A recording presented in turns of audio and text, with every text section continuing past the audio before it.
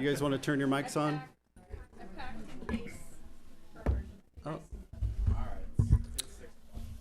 All right, guys, we're going to start it. We're starting a call to order to the regular meeting of the Ojai Planning Commission for Wednesday, February 19th. Sherry, we'll do a roll call. Chair Trent.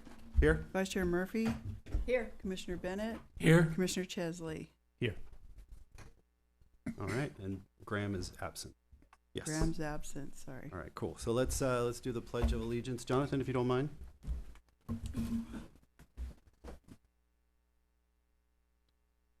Pledge allegiance to the flag of the United States of America and to the republic for which it stands, one nation, under God, indivisible, with liberty and justice for all.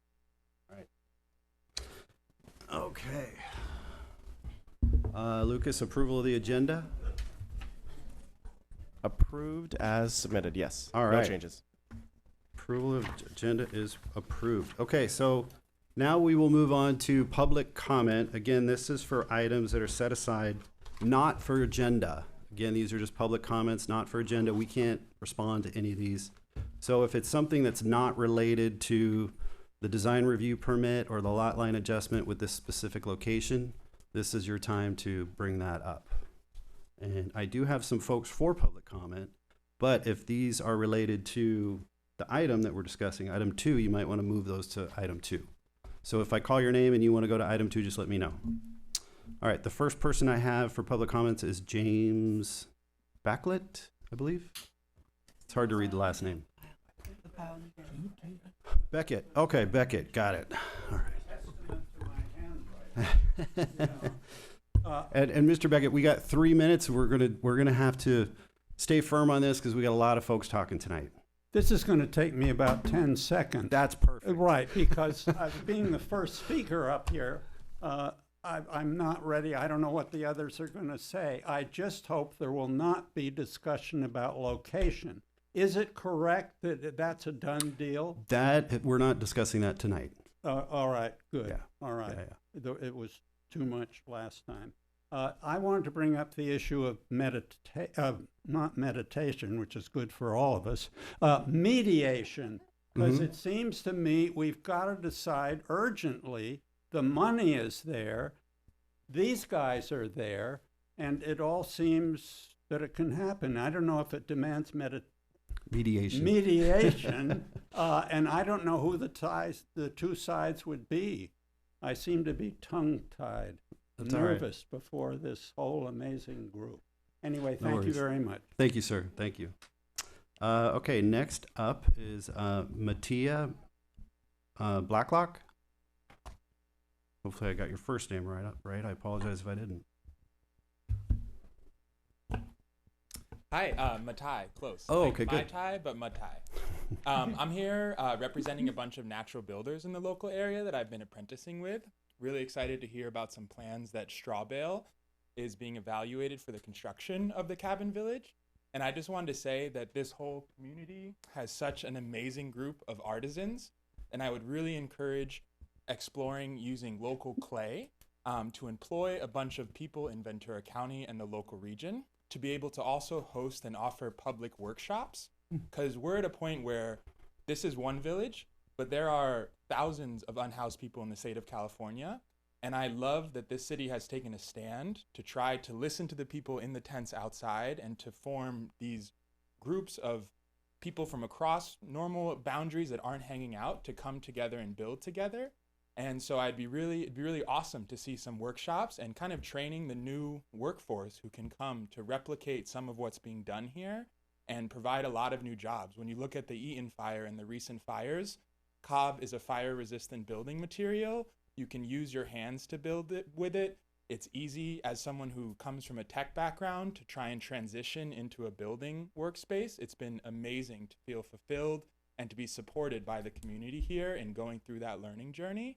And so there are 2 cob workshops this weekend if anyone wants to come out and see what it's like to get your hands dirty. Sage Stoneman is hosting one. And the Mama Tree Farm, which I work at, we're also hosting one as we build a little market shed. Would love to welcome people to them so you can get a chance of see what it feels like and the joy of what happens when you have community coming together to build together in this way. And nice to meet you all. A lot of new faces. Thanks for having me. Thank you, Vijay. Appreciate it. All right, Renee Roth.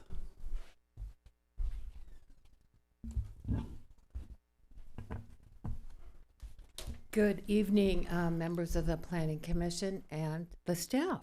I also am a supporter of natural building and actually got my feet in clay and mud and did some natural building and some workshops. I know Art Ludwig is doing a lot with fire testing of natural building products.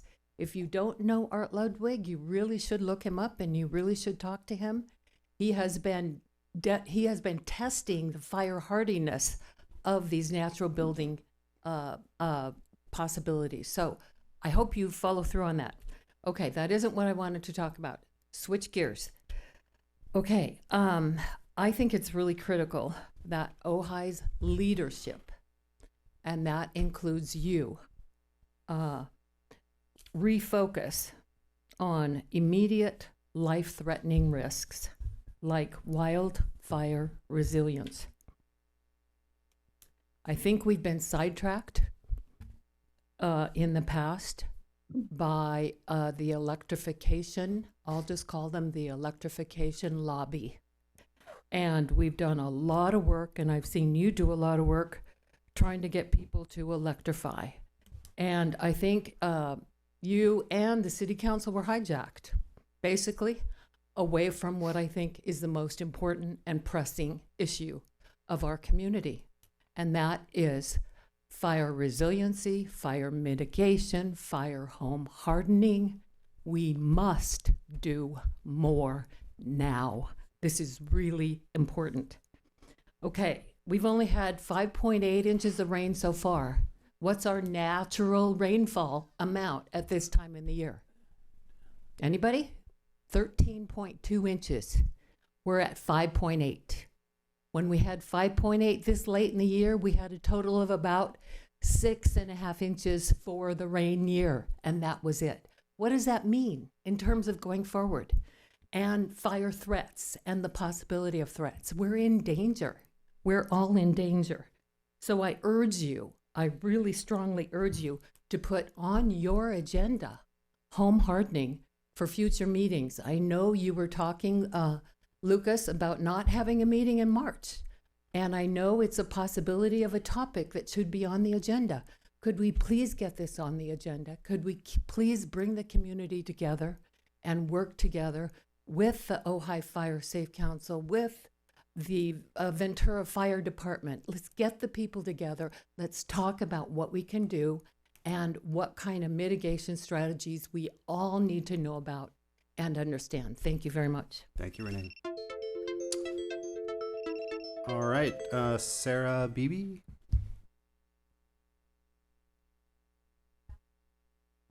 Okay, so item 2. Okay, I'll move you over into item 2. David Mendoza. Item 2. Okay. Larry Steingold.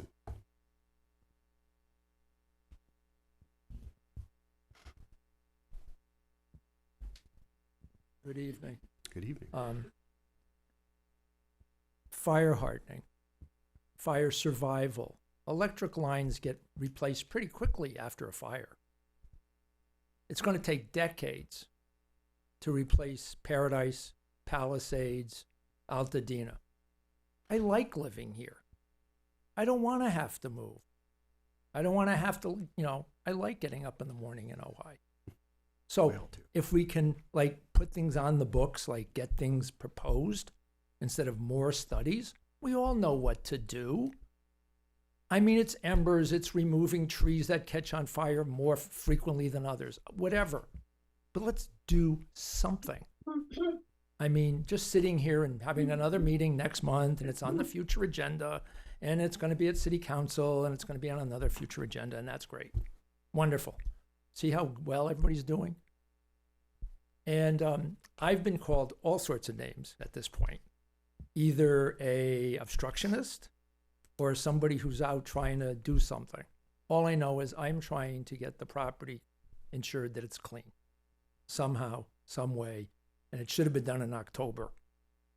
And we wouldn't be here considering adding a phase 2 to the deal now. Thank you. Thanks, Larry. All right, Dean Wigger? Item 2. All right, perfect. Okay, so I have William Wyrick for number. Oh, sorry. Let me. Yeah, you put 2 on that? Okay, I apologize. All right, we're done with our public comments. Is there anybody online, Sherry? No. No? Okay, perfect. All right, so we'll move on to consent calendar and the minutes, meeting minutes. Anybody have any adjustments to the meeting minutes from last one? Nope. All right, Sherry, roll call and then minutes. I move we accept the minutes. Oh, thank you. Motion. Do we have a second on the motion? Second. Okay. Sherry, roll call. Chesley?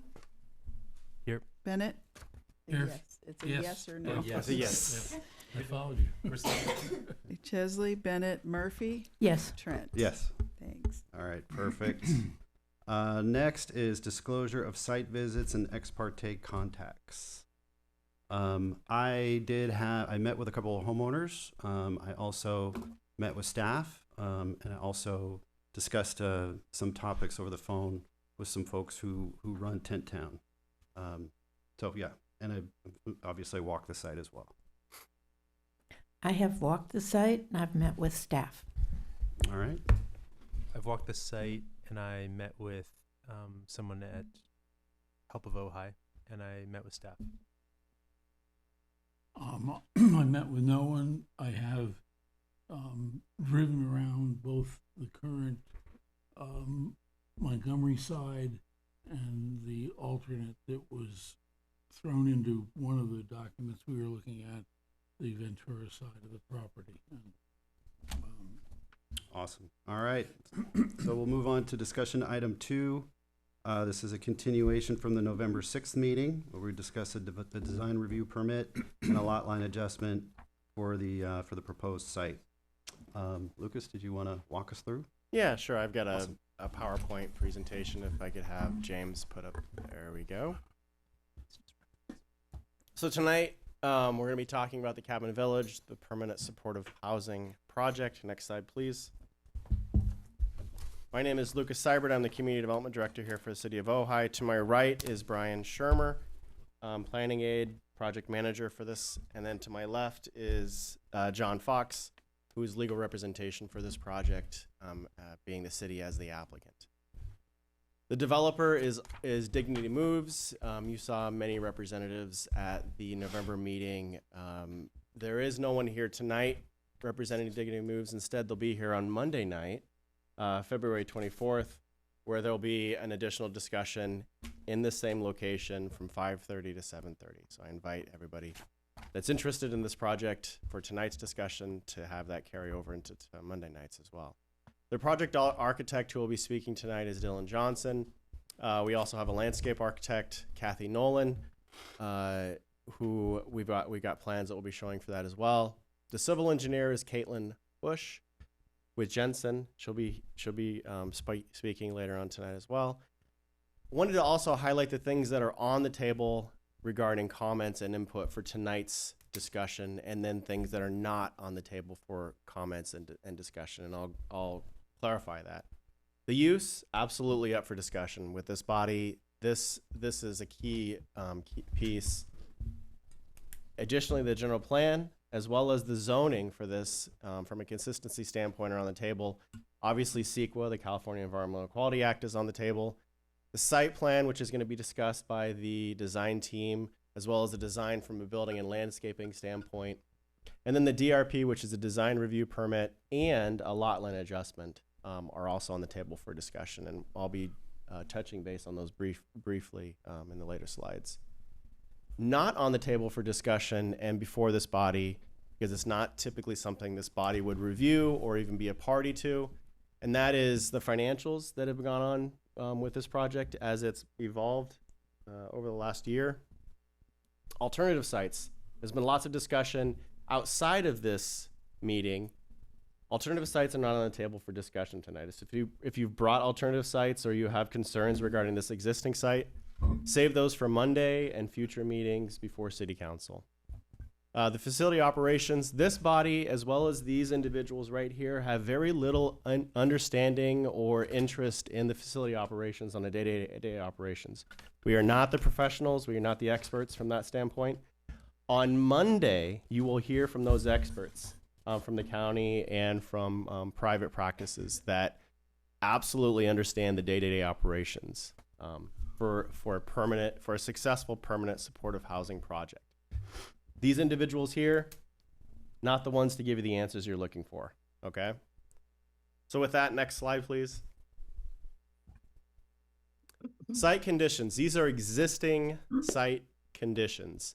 And then to the right is the lot line adjustment proposal.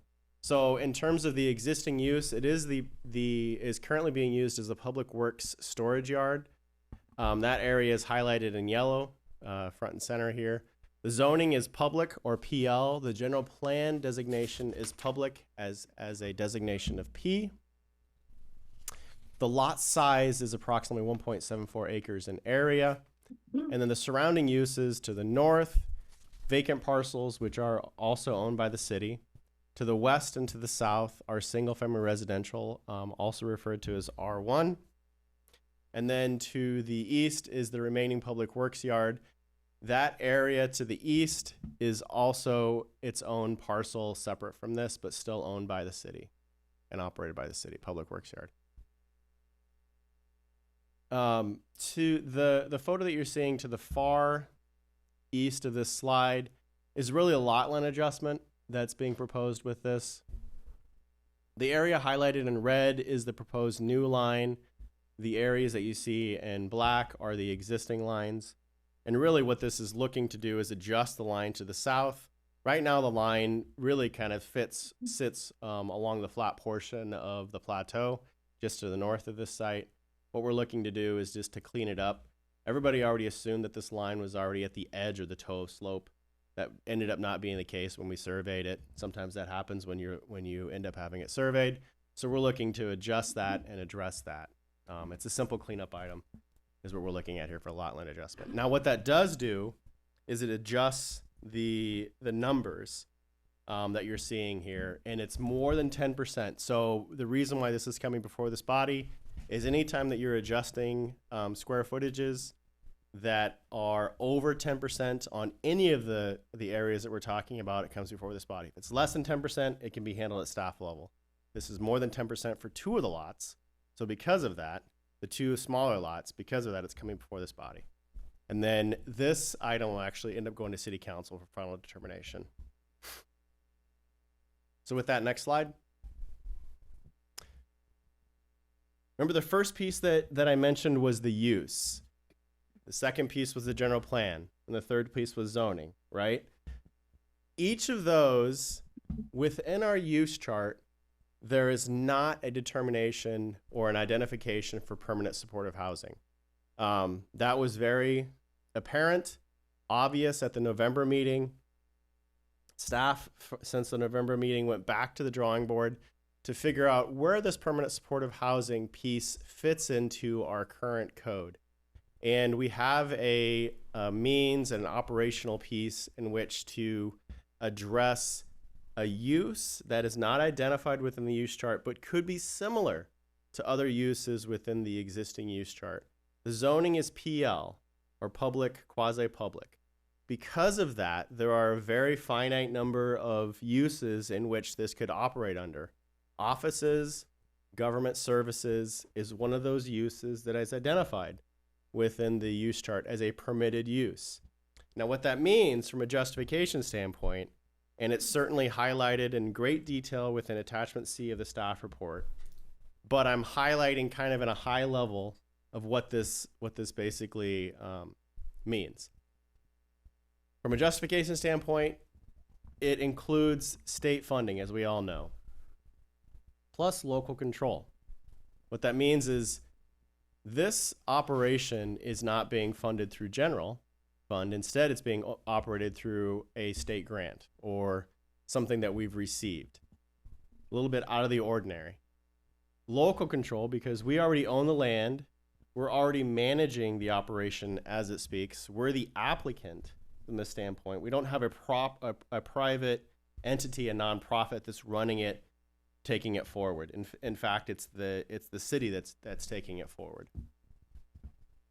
Additionally, other similar uses within the PL, staff went around, and it's kind of interesting. There are 75 different parcels throughout the community that are zoned PL. And that's of about 3,300 parcels within the city. So 75 of those are zoned PL. Within those 75, 4 of those have been identified as either having mixed use or multifamily. And those span across the boundaries of Ojai's jurisdictional boundaries. And really it's a mixed use standpoint in terms of either schooling and residential or multiple units, giving it the qualification for multifamily. It's a combination of those two, where we're finding sites that aren't just institutional or having more of a private or public educational piece or a church or a faith-based organization. There's a little bit more to that when we started unpacking and doing kind of a deeper dive. So there's definitely a nexus between other similar uses within the PL zone or general plan designation. And then the third piece is the zoning consistency and general plan consistency. Staff went through, let's just start with the general plan consistency. Staff went through each and every element within the general plan. Some of these elements haven't been updated since the 80s, some of them not since the 90s. Regardless, each of those have goals, policies, objectives. We went through each of those goals, policies, objectives, seeing if there was consistency with the general plan within each of those elements as it relates to this proposed permanent supportive housing use. And what we found is that there was, in fact, consistency within each of the elements that have been highlighted within the attachment C to this staff report. From a zoning consistency standpoint, it's interesting. PL is actually one of the few zones within the city that has a determination for lot coverage, for density, for setbacks that's not determined by the code, but determined by this body. So it doesn't say, oh, your side setback is 5 feet. Your front yard setback is 20. Instead, that determination is identified and verified and clarified through this body. We've gone through, staff's already gone through, made those justifications within attachment C. We believe those are being met and exceeded. There's not necessarily a boundary, but it's within reason is what we're looking at. Next slide, please. This is the last slide before I'll turn it over to Dylan and to Caitlin to speak on the project itself. From a CEQA standpoint, there are a number of exemptions that we believe can be applied to this proposed project. They're highlighted here. Section 300.2 really just covers categorical exemptions, generally speaking. We believe that it's already covered, just generally speaking. Class 32 talks about infill development projects, and those projects that are really less than 5 acres or right around less than 5 acres in size. We see that as more than meeting the exemption, and it's supported through technical documents that have been provided that you can see below. Section 15-192 and 194 talks about qualified affordable housing projects. There's a myriad of qualifications. We believe that it fits one of those at the very least, and have highlighted it within, I believe, attachment D or E within the staff report. Section 21080.10, realize some of this stuff is highly technical, but I think it's important for this community to understand that there are a number of exemptions that apply to this project in this particular case. And that's really, this one really covers something that just came online recently regarding the city to approve contracts to provide services for people experiencing homelessness. I think that actually just went into effect in January of this year. And then section 21-159.23, exemptions for affordable low income housing. this definitely is low income and it is 100% affordable in terms of what we're looking at here. So I think it's important to understand that it's not just maybe one or two exemptions that apply here. There are a number of exemptions regarding why this project does not need to go through CEQA and in fact is exempt. So with that, move on to the next slide. I think it's Caitlin who's going to speak next to the site plan and kind of the ins and outs of the proposal.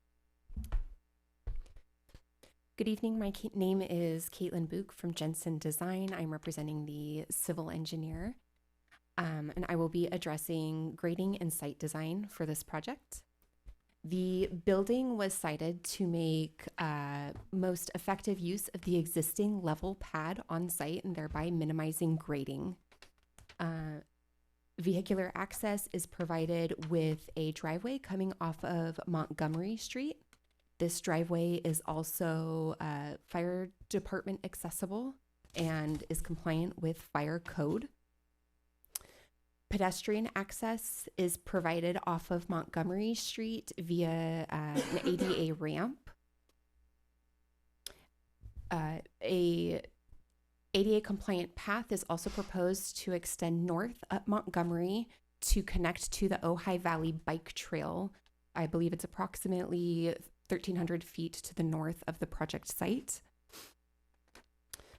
The proposed structure will connect to existing on-site utilities, including water, sewer, electric, and gas. There will be no gas. No gas, I We're apologize. going full electric. Full electric. Yep. As far as stormwater runoff goes, drainage will effectively match existing drainage patterns, although runoff will be routed around the proposed improvements via some on-site storm drain inlets and drainage swales. And something to address if this project is approved, grading design was conducted without the benefit of a tree survey just due to project timeline constraints. We now have access to a tree survey, and so we can make adjustments to the grading to maximize the preservation of existing on-site trees. At this point, grading design was done to preserve existing vegetation to the extent known, but we can further minimize impact to existing vegetation now that we know where those trees are actually located. Thank you very much. Thank you. Next slide, please. As Dylan gets up here to speak on the floor plan and the elevations, I just wanted to also make this body as well as the community aware that the city's goal is to basically go 100%, meaning preserving 100% of the mature trees that are on site. We've already identified at least one, maybe two trees that are potentially significantly impacted by the proposal. So we're aware of it and willing to retool to address those. So I just want to make that. Oh, it's good. Did the and can I ask questions now, or do you want me to wait until you're done? As Dylan comes up, you can ask questions. Oh, okay, cool. Oh, perfect. Well, I just wanted to ask on the tree survey, was there an arborist involved in that tree survey? Yes. Yeah, okay, cool. So they monitored the health of the trees and... Yeah, so there will be an additional report that'll come out from our arborist as it relates to the tree's health and preservation and construction as well. Okay, good. I just want to make sure trees don't fall on people. Right, that's That'd be important. Yeah. Good evening, commissioners. My name is Dylan Johnson. I'm the project architect working with Dignity Moves on this.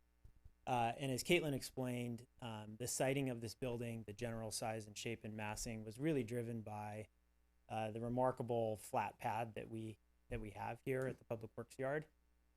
It's more or less the size that we needed to fit these 30 units on a single floor plan, really trying to reduce the mass of the building below the height of the tree buffers that surround it. So what's quite remarkable about the site plan is the building is actually invisible from the public right-of-ways, both on Montgomery and on Ventura Streets. I'm sure you'll see it between the trees, but those are very dense existing tree buffers. So the original intent of the building was really to take advantage of this beautiful sort of meadow in the middle of the tree buffers. The program includes 30 units. There are 28 single units of about 180 square feet and 2 double units. You can see them on the right side there in the corners. Because this is a grant-funded project, budgets are tight. I know we're not talking about financials here this evening, but one of the goals here was to come up with a very simple building, something that can be constructed economically, and with the city and Dignity Moves are very interested in using natural building materials. We haven't developed the project to that level yet, but have quite a bit of experience with these materials, and are excited to take the next steps in structural systems and the use of natural materials. But the intent of this meeting, I think, is to talk about the building mass and the design itself. So you can see it's 30 units arranged around a courtyard. That Kathy, our landscape architect, will talk more about the program of the courtyard itself. And then communal facilities on the northern end, which is the left side of this drawing, of a community kitchen and dining area, food storage and so forth. And on the west side, which is the bottom of the page here, is administrative spaces, a shared laundry facility, storage and mechanical and so forth. So again, a very simple sort of modular arrangement. The drawing on the bottom left there is an enlarged unit plan for those that are interested. You can see each unit includes a bed, a small desk, a small refrigerator, likely a tea kettle, and then a full bathroom. Well, I should say a 3/4 bathroom. It has a shower, toilet, and sink. It looks like this plan's actually missing the toilet, so apologies for that. But also, because of the residents that will be living here, many of them are elderly and disabled, we went ahead and arranged this building to have all of the units accessible. So again, the single story really benefits us there. There'll be walkways, accessible walkways all the way from Montgomery up into the courtyard, around the courtyard, into every unit, with turning radii within the bedroom portion and the bathroom, so that it's a fully accessible building in that regard. You can see, it's probably a good time to turn to the next slide, because if you want to look at the elevation. So we've rendered this building in a classic Mediterranean courtyard aesthetic. So simple white plaster, Spanish tile, clay tile roof, and dark brown accents and finishes, dark bronze window frames, and wood elements and soffits and so forth, using a Cordoban brown stain. So very consistent with the character of many of the cherished buildings around the city of Ojai. Again, you can see that the building is very inwardly focused around this courtyard. So the east and west and south elevations, so the upper left and the two on the bottom of the page here, those are the exterior of the building. The little brown rectangles that you see against the ground are screens for where we anticipate mechanical units to be. Each unit has individually controlled air conditioning and heating, and those would be the outdoor units associated with those. So again, very subtle, very residential in scale and character, and a simple building. I think that's likely enough for now, and I'm happy to answer questions about this as we get into it. I have some questions, and I don't want to tread into the question of budget.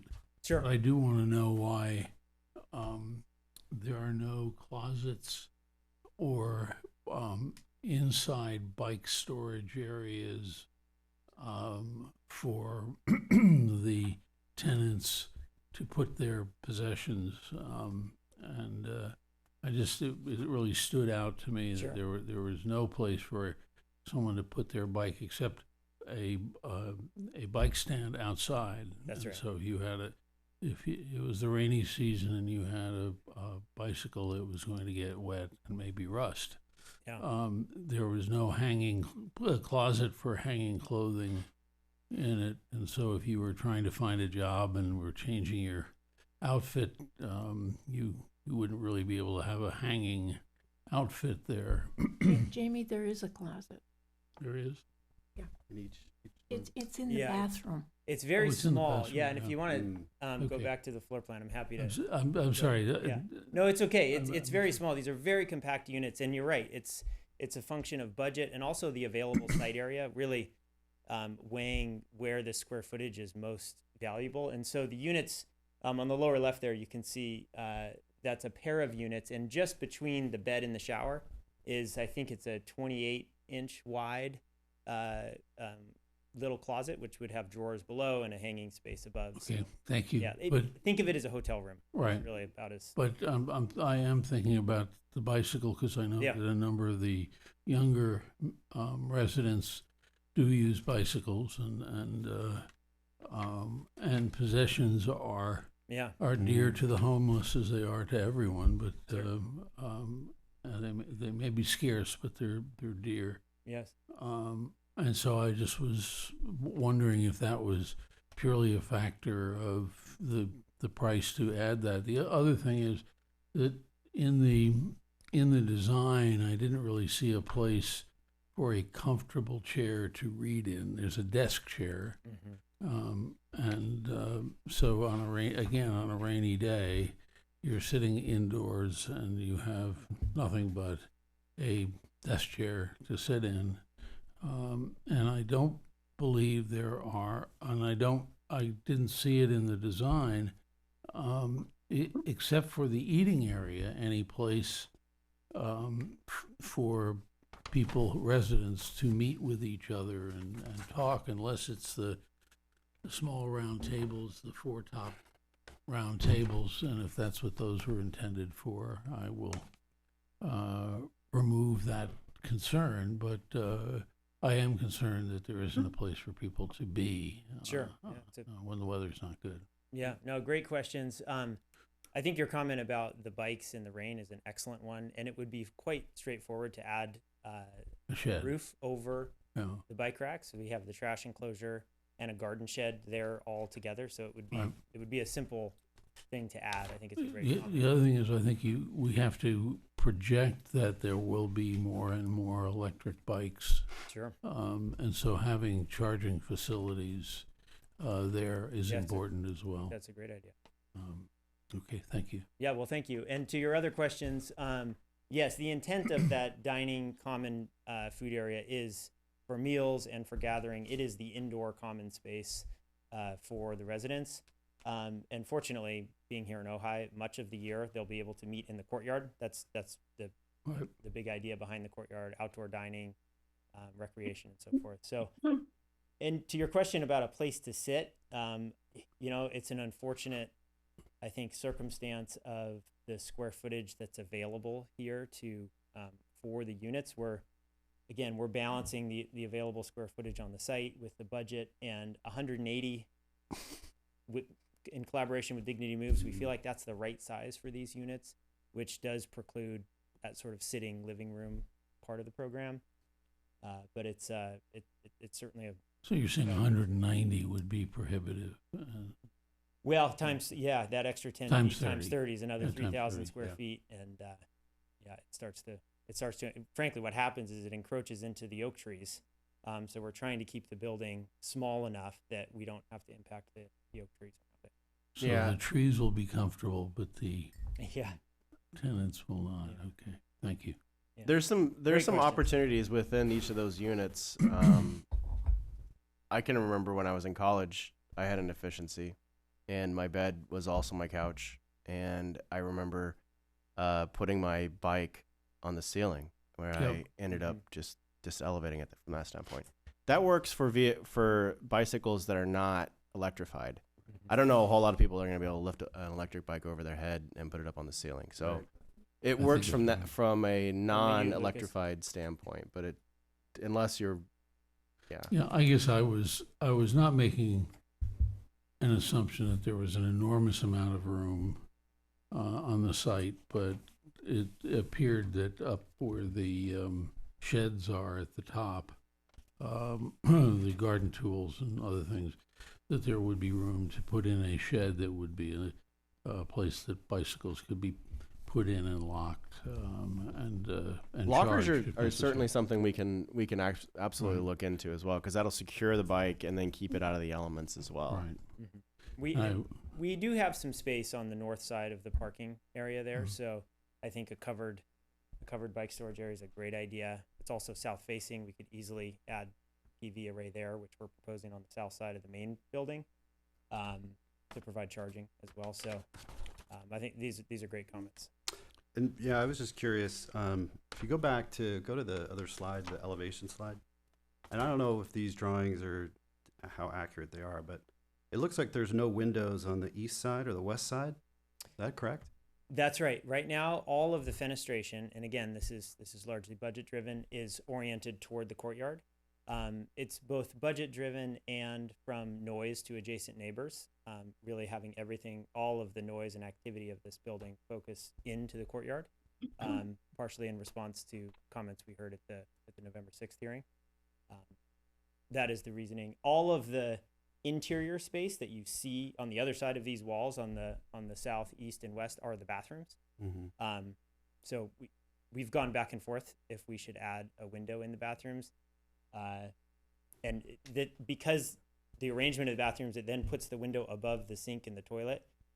You actually can't reach it very well, particularly if you're in a wheelchair, Mm-hmm. to open it. So also thinking ahead, if we are using natural materials such as straw bale infill, every window creates a fair bit of complexity to the Sure. construction. So Yeah. simple, bigger, planar walls are more economical and they're much more straightforward to build.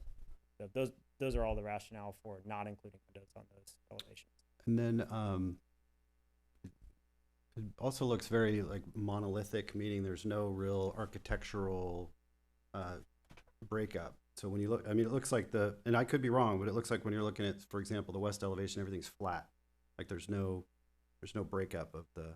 That's right. the Yep. building. This is a very simple planar It's like structure. a, And like a again, because these elevations are they're smack against the tree buffer. yeah. There will be a little pathway under the overhang of the roof, but other than that, it's really not an elevation that is viewed from anywhere. Right. Well, it's also, I mean, from the folks that are going to visit it, they'll see it. Well, not really, because as you come in Oh, up from- I see. Montgomery, I you see what you're the saying. only elevation you actually Yeah. interact with is the north. Got it. Okay. The other ones are there. It's fairly tight against the trees. So when you're coming up, you'll see the north elevation. With the Yeah, so windows? when you come up from Montgomery, Yeah. you're about 20 feet below and looking Mhm. up through the tree canopy, through the tree, so you really won't see the building at all. And the driveway, Lucas, maybe it would help to click back to the site plan. Maybe go back two. Yeah, Yeah, go one back more. to- There you we go. go. So as you come up from Montgomery, you can see the driveway again. Because of the steep topography there, it swings around quite a ways to the north, which is to the right in the drawing. And then the parking area is all along the north side of the building. So you enter from the right side here through that gate, and the darker line contours are actually also right where the dense oak woodland is. So again, right. the east, the west, and the south are largely invisible. The area called entry between what looks like two different buildings Yep. up front. On your other drawings, it looks like one big building Yeah, maybe with a go door, forward one but slide. then on Yeah, it looks this like it breaks other, out. it looks more like just Yeah. an open hallway. So I'm confused about what's there. Sure. That is an open arcade. It's a connection, so it has a gate for access control, and but otherwise it is an yeah. So this drawing is now flipped the other way. Sorry for the confusion there, but so you come in the gate on the left into this is open air space, unconditioned space with a roof overhead, and you can enter and check in to the right as you enter. That's the security office and check in, or you could turn left and go into the common dining area, or continue straight into the courtyard. So it is a sort of indoor-outdoor space. It's unconditioned. It is outdoor, but it's under the roof that continues the- across okay. both Thank of those buildings. And when they Because to Jamie's point, there's going to be folks that want to store their stuff somewhere, and if they don't have room in their cabin, where else could they store their stuff? Yeah, so the room on the bottom left corner of the building here is mechanical and storage. It is that exactly Pretty what you're small, saying. yeah. It is very small. Yes. Given that there's 34 Yeah, residents. and I know they have quite a few things. I don't disagree. I Yeah. wish we had more square footage. Right. But it doesn't, it doesn't need to be conditioned. It doesn't need to be under the same roof as the dwellings. I mean, there can be storage on site as there's bicycle storage anticipated up where the Sure. gardening sheds are. Can we have a space where everyone gets a certain number of square feet that's lockable? And I think it's a great idea. Yeah, I think we could. The garden shed that we're showing Right. now could be substantially larger. There is space on the site there. Right. So I don't. To the extent the budget can support it, I think it's a good idea. Can I follow up the chairman's questions about fenestration?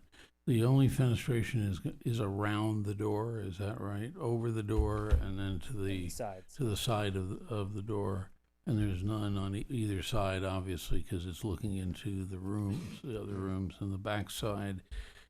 You have nothing because of sound getting out of the complex. Is that fair to say? Yeah, the reasons we haven't included windows on the outer edges of this building are one, sound out to the surrounding neighborhood, so focusing all of the activity inward toward the courtyard. Don't get me wrong, I love daylight in every space, so I would love to include windows there. They will add substantial cost because that's another 30 windows with a significant amount of detailing and structural work to do at each one of those. Also to then support the roof overhead and so forth. So it adds a lot of construction complexity, and again, just trying to steward these dollars as best we can. In this version, we're not showing those windows. And finally, I mentioned this earlier, but because the toilet and the sink and the shower are also against that wall, the only real opportunity for a window is quite high. Yeah. And with many of the residents in wheelchairs, reaching over, to open a window. But you can put a crank on. We could. Yeah, on we a could. pole. I mean, that's a Yeah. fairly a typical solution for That's that right. problem. That's right. And you also could put a skylight into the bathroom. Yep. It just seems that you're having some you're winding up with just you're winding up with just a glazing to the left and above the door, to the right and above the door, and it's not much. I just worry that it's going to read like to the person dwelling there, like a dark hole that they there's just not a lot of. I mean, because they'll have to open their door to get some sort of sunlight, and then you got no privacy. Yeah. There are windows surrounding the door, so the door can be closed and still have daylight. But I Okay. completely agree. I think to the extent we can accommodate 30 windows or skylights, I would love to add that. Maybe you could add there could be a glazed panel in the door. Potentially. We could, yeah. The door could be glazed as well. It's kind of the biggest surface Yeah. on that wall. Yeah. I mean, it could be frosted or something for privacy, but it Yeah. could be something. And then another comment just on the overall kind of design. Everything's facing inward towards each other. I mean, I guess that's on purpose, correct? That's was right. By design. And is there a purpose behind that? A reasoning why? Yeah, I would say there's a fair bit of philosophy that we've talked about with Dignity Moves around fostering community and a sense of communal living, sharing this common dining area, drawing folks out to interact with each other in the courtyard, providing opportunities for recreation and relaxation together. And, there's a long history architecturally of this sort of cloistered building and building very strong social connections by the residents. And so I would say it's rooted in a long tradition of cloistered courtyards. Okay. Thank you. All right. Any other questions for the architect? I was just. Oh, go ahead. I was thinking you just. I mean, I could be wrong, but I thought you needed a little more clear space around the toilets for ADA accessibility. It meets ADA. Yeah, it's right at the ADA dimension. Yeah, so that's a 5-foot radius circle, turning radius inside the bathroom, and then the clearances to the side and so forth are set to align with the standard. Nothing more, I'll say, but it does.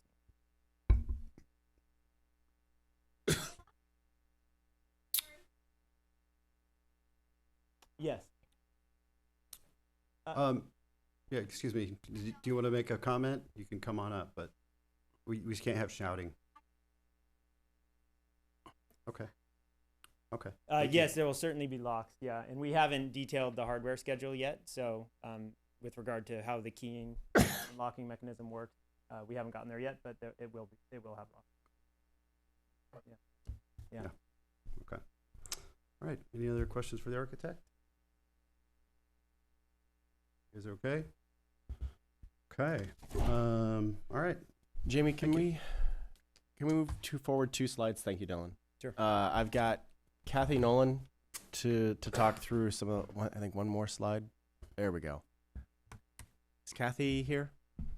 Yes, can you hear me? Kathy, Yep. hi. Hi. Can you speak to the landscaping? I think we've got a couple slides here. Yeah, sure. Go ahead, and once I see the slide, I'll start in. So this is our kind of our overall site plan, and I wanted to just kind of state that. Well, first of all, I feel very honored to be working on this project, and we have a wonderful design team. And what I'm really emphasizing is a beautiful space that's safe, sustainable, and providing like a home-like setting. So the residents can actually, yes, we're going to be designing some of the materials, but I want them to feel like it's their space and they have ownership. So there'll be some flexibility for them to partake in some of the areas. On the bigger picture, I know that Caitlin mentioned, we've got an ADA ramp going up. It's going to be lit with low voltage lighting that meets dark sky friendly requirements. And then I'm going to kind of start on just on the exterior of the building, what's going on, and then I'll go into the courtyard area. But what I really wanted to emphasize was kind of the sustainability measures that we're bringing into this project, not only with the architecture and the building materials, but in the landscape. We are going to be capturing the stormwater from the roof, the hardscape, which will be taken out and filtered back into the landscape. So, to some degree, depending on the volume of water, groundwater recharge, but then in addition, also lowering our irrigation requirements. The plant palette, I am doing a fire escape per the state fire code. And I know that came up a little bit earlier in some of the public comments.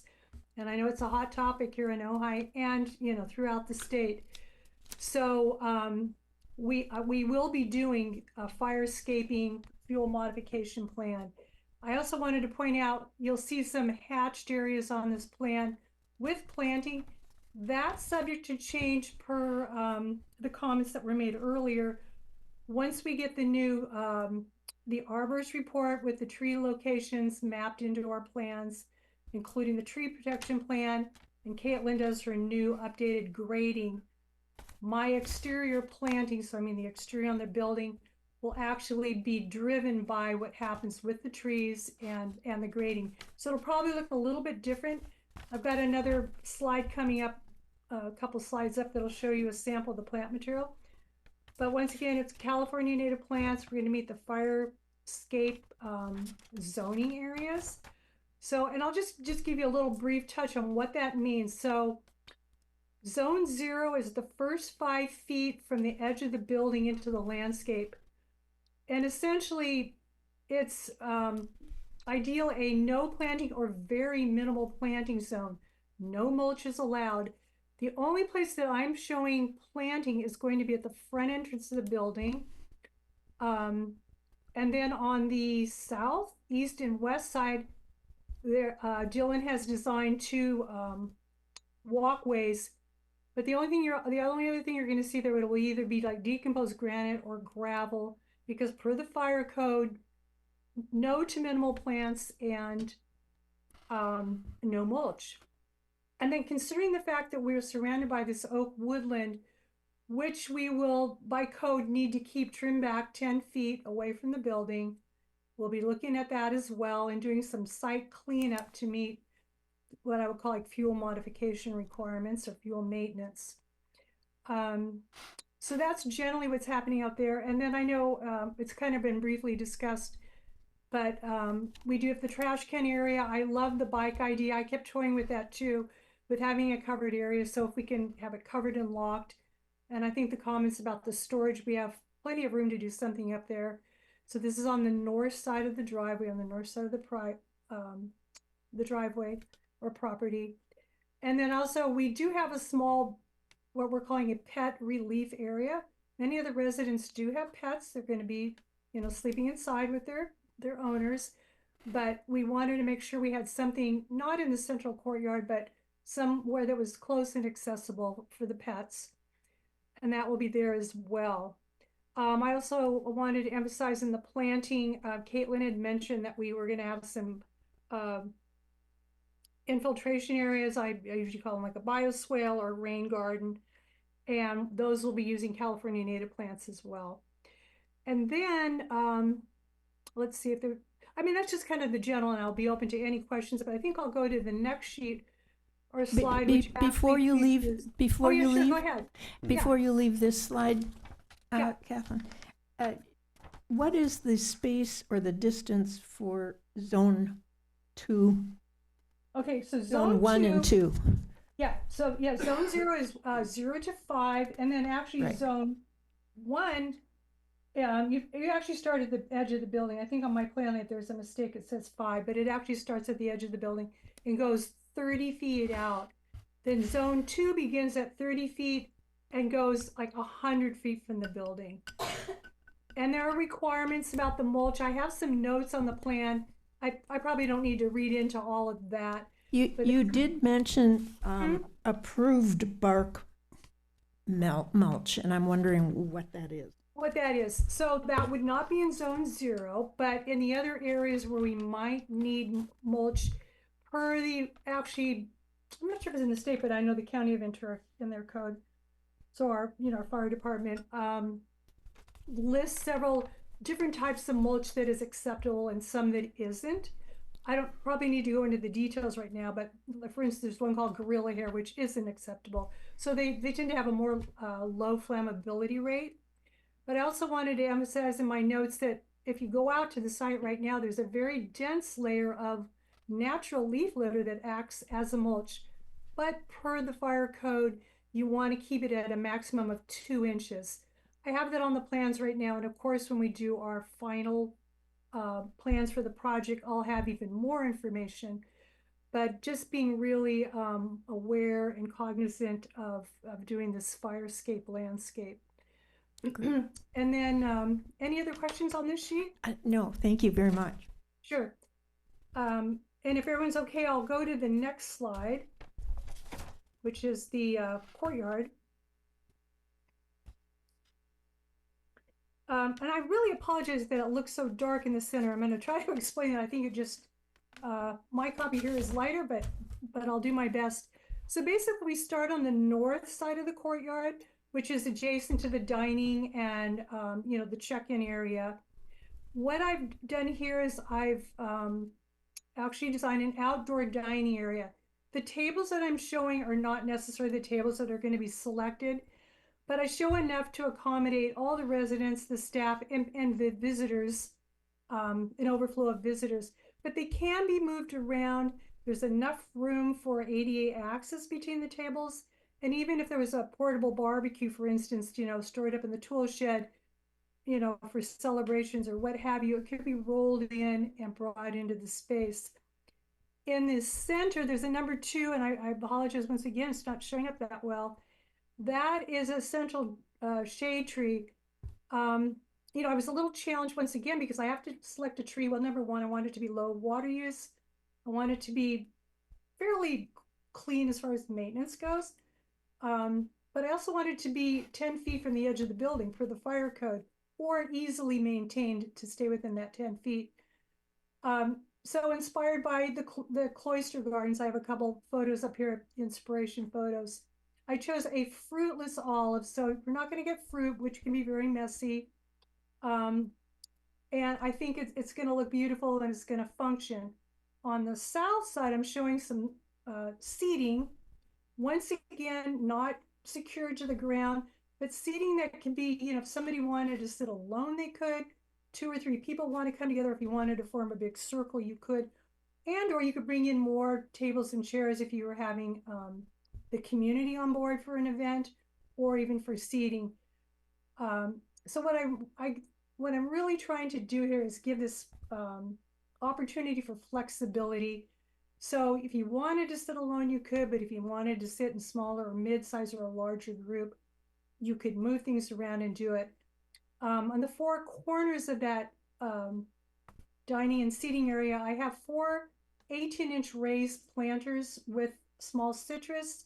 A lot of the residents who I've had a chance to meet over at Tent Town love to garden. And I know they love to eat. And I know our community comes in on a regular basis. They're bringing meals or eating meals together, and I'm hoping that something like that will continue. But it brings beauty. It brings something you can pick. They can use it in the kitchen. They can use it on a barbecue. They can make lemonade, whatever. But it just kind of bringing that home edible garden, cloister garden effect into what we're doing here. And the seating, even though it's very informal, it wouldn't necessarily meet ADA requirements, but you could actually sit on the edge of that planter if you had to. Then south of that, I actually have a raised bed area for gardening. And once again, I had mentioned that a lot of the residents do love to garden. They had been doing it out on the City Hall property. So I'm proposing raised beds, probably constructed out of like a CMU block with plaster to match the building for longevity. Doing it at an 18-inch height, which is a lot easier on backs, less bending. And then allowing the residents to pick what they want to grow in there, vegetables, flowers, herbs, or what have you. And then south of that, the green area is actually a lawn area. And, this is an area, if you want to come, you want to stretch on the lawn, you can. I know a lot of the residents in Tent Town have been doing, I'm not sure if they're still doing it, but they had actually our past mayor doing yoga classes with them. So it's an opportunity to do maybe a little exercising. You could lay down and take a nap. There's a little bit of a cooling effect. I put it on the south side so it got more sun, because we do have the arcade around, in the building structure. And then I also wanted to point out the surface under the dining and the seating area. We're proposing a permeable paver. And what that means is that the water that's coming off the roof line going into that courtyard will be able to infiltrate under the ground. And then, of course, Caitlin's going to be piping it out back into the landscape. But that we are, essentially capturing it and repurposing on the landscape. And I think that's it. And I'm open to any questions. I do have one more slide that I could go through, but I'm open to questions on this one if there happens to be any. Oh, I did miss something. If you're okay with me mentioning it, I am proposing to use an architectural string light. It has a top hat or a shroud, so it meets our dark sky requirements, and that would basically be strung across the dining and seating area, possibly with an interior switch operated in the office, but that's to be determined how that would be operated. But there's a picture of that to the right on this slide, and then there's also a picture of the bollard we are proposing that would be on the exterior of the building in the parking area and at the ADA area. The finishes are matte bronze to coordinate with the finishes of the building and the trim on the buildings. Thank you, Kathy. You guys have questions? I have a question. Kathy, Sure. did you spec the outdoor fixtures or was that the architect? The architect spec'd the lighting at the entrance to the building, so those will be building mounted. Yeah, And then I spec'd the string lights and the bollards okay, that will be in the landscape. thank you. Mhm. And to the architects, the entry sconce in my mind is sort of a non sequitur to the rest of the building in terms of its look. It looks very sort of mid-century, modernish. It's not in keeping with the rest of the motif. And I'd urge you to think again. Anybody else? Kathy? No? I did have a quick question for the architect. I apologize. In the drawings, you have, and Kathy mentioned this, I was thinking of fire hardening and I was thinking of exposed eaves. Yeah. And you mentioned that you want to do brown exposed wood soffits? So exposed eaves? Exposed eaves, yeah. Yeah. Well, I can expand on that if you'd like from a fire safety standpoint. Sure, yeah. Yeah, so these would be one of two roof assemblies. We haven't designed the full roof, but either unvented, so a unvented roof assembly that uses a vapor impermeable insulation at the underside of the roof sheathing. Mm-hmm. So as I'm sure you all know, a huge risk with these wood frame buildings is embers being sucked into the eave vents. Absolutely, yeah. So while the eaves are exposed, the framing is there. It would be large, heavy timber members, so over 4 inches, and a non-combustible, likely a fiber cement board soffit above that, all painted out to match the Cordova brown. So Okay. it would all to say that this building will meet all the Chapter 7 WUI requirements. Yeah, and if it could, align with CAL FIRE, wildfire, Exactly. home hardening guidelines, that would be awesome. Certainly. So Yeah, I and think- it's slab on that's- grade, no yeah. crawl space vents, et cetera. I think that'll be an issue with insurance going forward, so they'll probably want to see something like that. All right, cool. That was it. Yeah. And Oh, who was it? was it your guys or Kathy who designed just the ADA ramp, like the different access? Oh yeah, who did the access? Yeah, I think the exact route that the ADA path takes up from Montgomery, Caitlin could speak to this as well, but it's going to change with the Okay. tree survey. So it is likely going to weave around the existing trees in a different configuration that's shown here. But the idea is to avoid the trees, and it is so circuitous because we have a lot of elevation to gain. Yeah. As we come up the street. So I was just wondering if, when you guys look at that, considering if there's a way to combine, it looks like there's two paths, a path kind of along the drive and then an ADA path. yeah, well. that's right. There's a way to combine them. Yeah, I think As you get the tree information, it might become more clear. well, we will not be able to provide ADA along the drive. It's too steep Mhm. for wheelchairs, so we need a separate path for ADA. Practically speaking, I think folks that are walking, not in wheelchairs, will just walk up and down the side of the road because it's a much more direct route. But we do need to provide ADA access, so hence the much longer weaving path through the trees. And it's so as it comes down, I'm thinking of the wheelchair ADA accessible. It looks like there's 4 switchbacks. Is that right? Yeah, Caitlin, do you want to come up and speak to that if you want? I think there'll be more. There'll be more as switchbacks. well, and they probably won't be a full 180 switchbacks, but Yeah. there'll be more. It'll be more weaving. Okay. Because of the nature of the site. We've also been talking about using an elevated walkway as opposed to concrete on grade, again to minimize disturbance in the root zones of these trees. So Right. go ahead, Caitlin, if you want.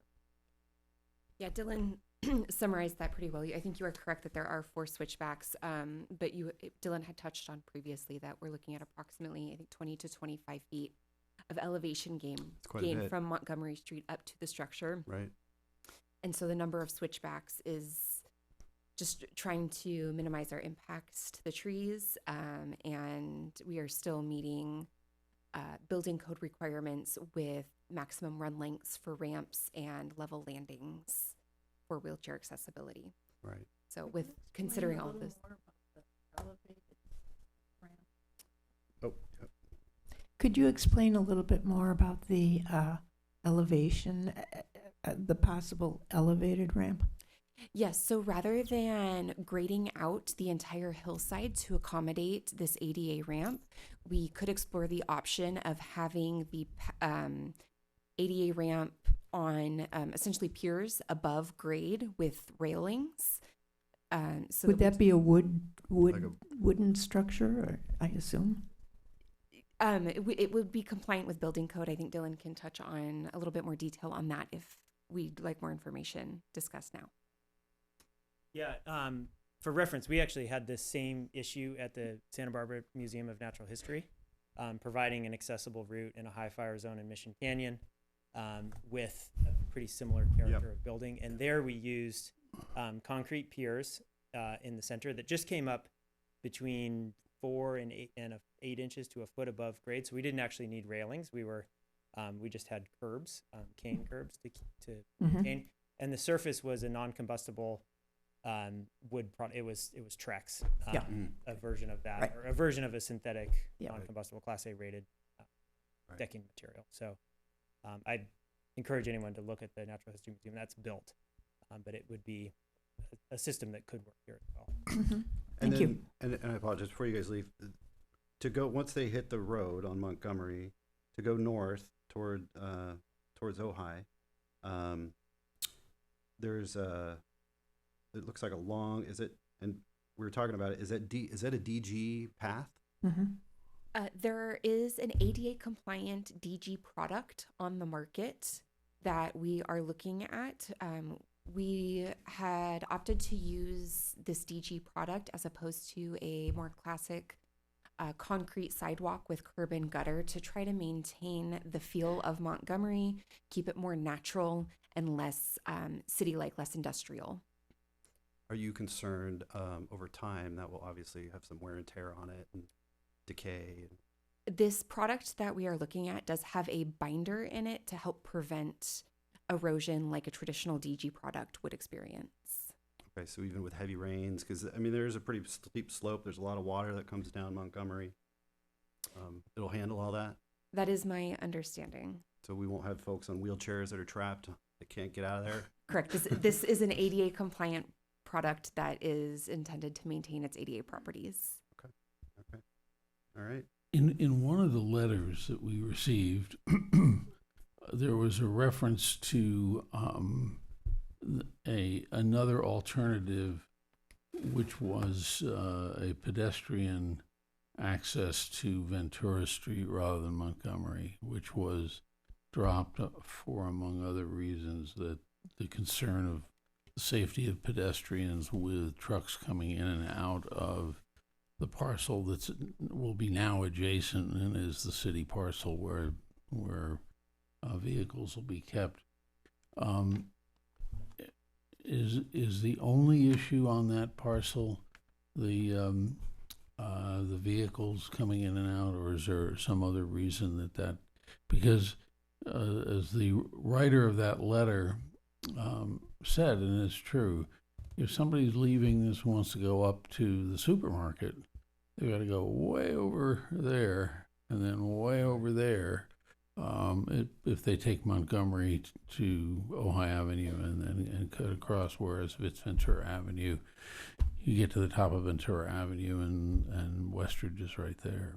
So I was just wondering whether 2 access points could be provided, and one of them would be ADA, if ADA is the driver on that.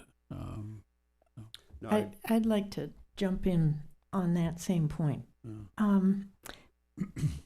Maura and I visited the site a few weeks ago, and we came down Signal, and the road is maybe, I'm a bad judge of distance, but maybe 50 feet. If you added a sidewalk to that, that would give you a second egress. That would keep you off Ventura Road. Right. Now, there are trucks that use it for the public works, but Use Signal. I mean, I would like that to be considered as a direct shot for the residents to be able to get to town. And it seems very simple. There's only one tree that would be impacted, but that tree has already grown around a wire fence, so it Commissioner, doesn't have a future anyway. if we're starting to Starting to wander a deliberate. little bit, Yeah, we're and I want to deliberating. make We sure are. we make space. We'll come Yeah. back to We'll it. come back Thank to you. Thank you so much. Yeah, I agree. I'd say pause that Okay. that discussion for, let's wait for public comment and Yeah, then and then get deliberation. Perfect. Yep. Okay. Thank you. Thank you, guys. Appreciate it. Oh, just a comment. Can you hear me? This is Kathy. Hi, Kathy. I have one more slide, not that we have to look at it, but just show the decomposed granite and the plant palette. If you want to see it, if we want to move on, I'm okay with that as well. If you got it, yeah, we'll see this. I'd like to see the slide with the Yeah, DG. it's a quick one. Yeah, that'd be good. Yeah, so this is just a sample of the plant palette on the left. And then if you look on the right where it says landscape materials and imagery, there's a bike rack. Of course, we may change that if we do an interior, an enclosed structure. But I also wanted to point out, we're just showing a very simple metal fence. It would be in a matte bronze finish, which is actually indicated on the plan. And it would be more towards the north side of the property, and then what I would call kind of an open fence on the, I guess that would be the east side of the property. But you can look on the plan and you'll see a little mark or a line showing the fencing. And then right below that is just a sample of this decomposed granite product, which once again, as Caitlin measured, is not only is it considered permeable because of the type of binder they're using, but it's also rated ADA accessible. It's LEED qualified, and it's actually frequently used by a lot of the national parks, state parks, for instance. So it does have that durability factor. Okay, thank you. Sure. All right. Questions for staff, guys? Anyone? I have quite a few, but I can hold them. I think we should do public comment, but I'd like to, if you guys have any questions. No, you're good? Nope. Good? Yeah? Yeah? Okay, all right. All right, we'll open it up then to public comment. We've got quite a few, so give us some time to get through these. And I just wanted to remind folks that keep this to 3 minutes. We have to cut you off at 3 minutes, so don't keep talking. Also, try to keep the emotions out of it as much as we can. I know this is a very emotional topic, but we're not talking about anything very emotional. We're just talking about building codes, which is not super exciting. So try to temper your energy on that.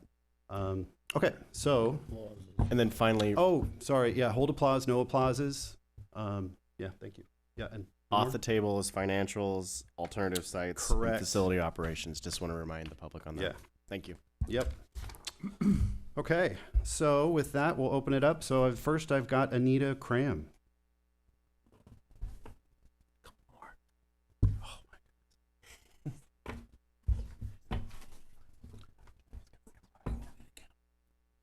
Hello, you caught me by surprise. I didn't expect to be first, but You were one of the last to submit, so you were one of the first.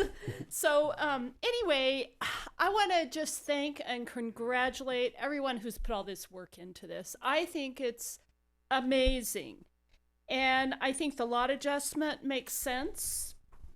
The bike path connection is really important. The natural building materials. I mean, to me, this is kind of cutting edge a little bit in a place where you wouldn't expect it. So I really commend everyone who has worked on this, the elderly, disabled. I mean, and I think everybody needs to think about that there are a lot of elderly and disabled that this serves. There are people who grew up in Ojai. So completely hidden, AC and heating, 3/4 bath, refrigerator. I mean, I just have to say, I think it's great. I think the city should move forward with this, and I think this is an opportunity for the Planning Commission to really make a statement about who Ojai is and how we support people who, a lot of them grew up in this community. So great work, move forward, wonderful. Thank you. And if you don't need the 3 minutes, feel free. You can always give up time. Mr. William Wyrick.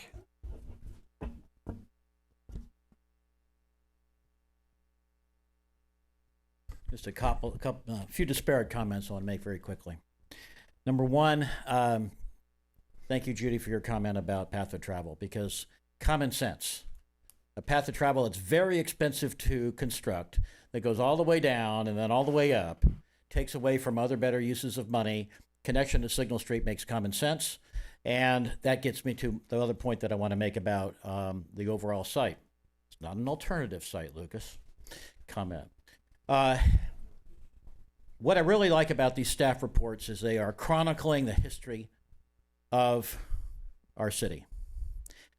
I was struck by the fact that this staff report goes back only to 1974. First of all, this site has much longer history than that, and that should be in the staff report.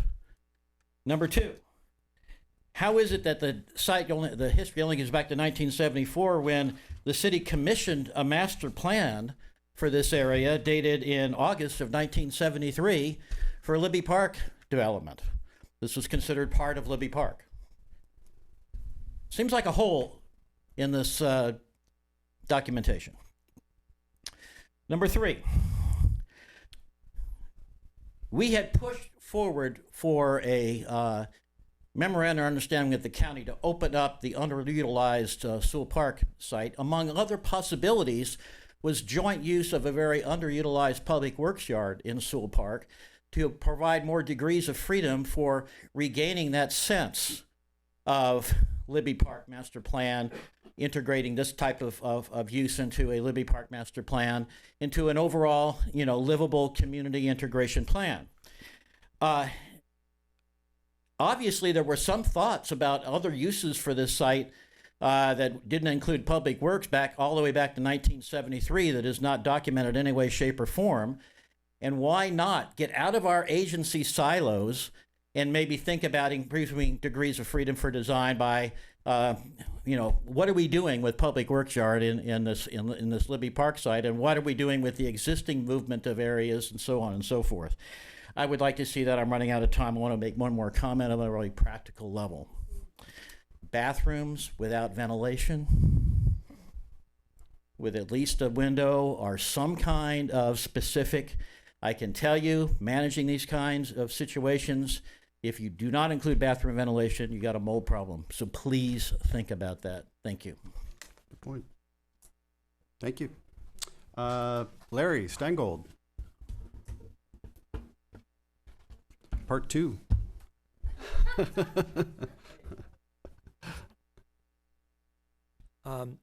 Thank you very much. And I really do realize all the work you've done. On page 6 of section D of their proposal, of their write-up, they use, first I understand they are doing a phase 2 report. Mm-hmm. I would like you to make it required as part of the condition to go forward. Because without clean dirt that I can live on, and anybody here can live on, they need to know what's there. And to keep spending money on something that could be dirty is a sin here, because we only got so much money. So please require it. And I know they said they're doing it, and they said, and I really do appreciate contacts and people telling me yes and what have you. But until they do it, it's not done. So please require that. Parking. My wife's an occupational therapist. She goes to these facilities. Is there enough parking for nurses and aides and teachers and therapists and everybody else and the residents who have cars? Because there's only so much. And that's where I would really like to know who said we could use CEQA exemptions to avoid not doing an environmental. Because this, again, goes back to October. And I really don't want to see a dirty site. People have other reasons for this site not happening, good, bad, or indifferent. I'm only concerned that it's safe for the residents. Because the liability of finding out after the fact, or when they start digging for construction. Now, the lot lines, when you move the lot lines, do we now have to investigate those lots that are being added, those pieces of dirt? That's a legal question, I'm not sure. environmentally because you're adding land to the lot. Mhm. So do those lots have to be tested? Yeah, we're moving it. They're taking it out. No, but they're squaring it off. They're doing something to the lot. Go ahead, Lucas. They're making it smaller? Yeah, make it smaller. Oh, they're making it a lot smaller. Oh, okay.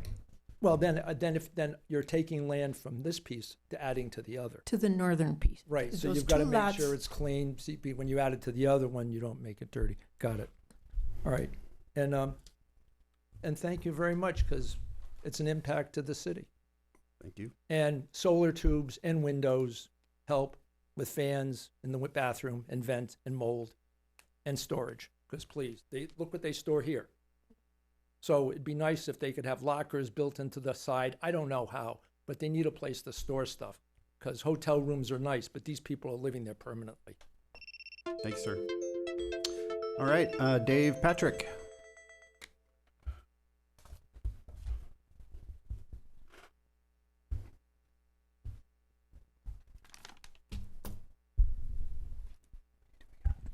Good evening.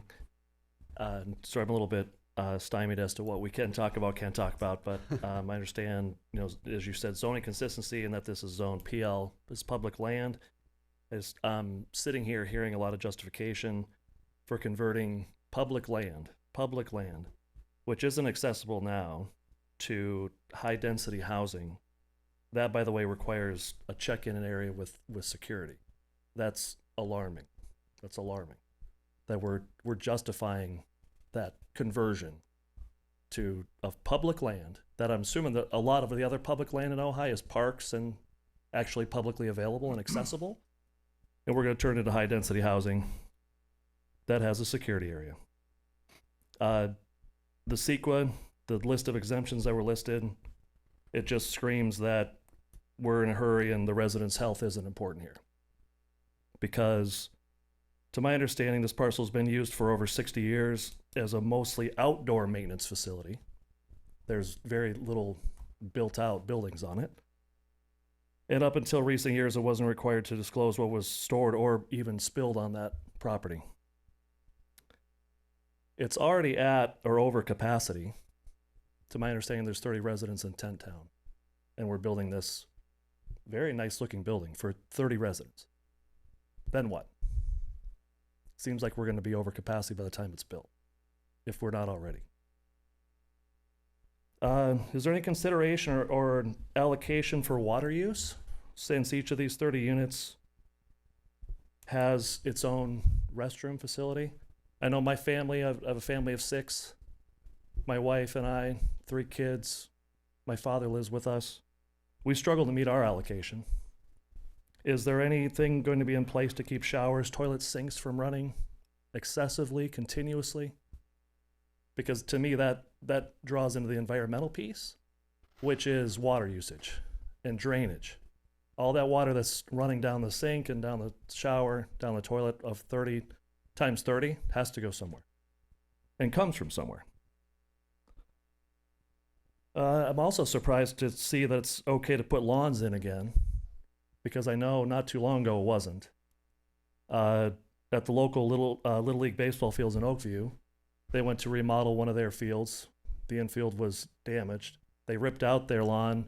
County told them, oh no, you're not allowed to put it back in. So I was surprised to see that on the plan as well. More water usage. Thank you. Have a good evening. Thank you. Sue Williamson?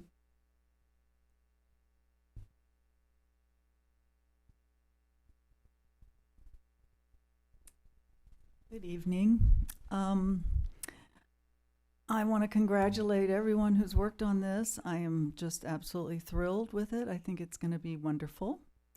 And I just wanted to ask one question about insulation, because I know one of the problems is that when people are so close together, how good is the insulation in those walls? I would like to see that as, as high quality as possible, because people are being so closely put together.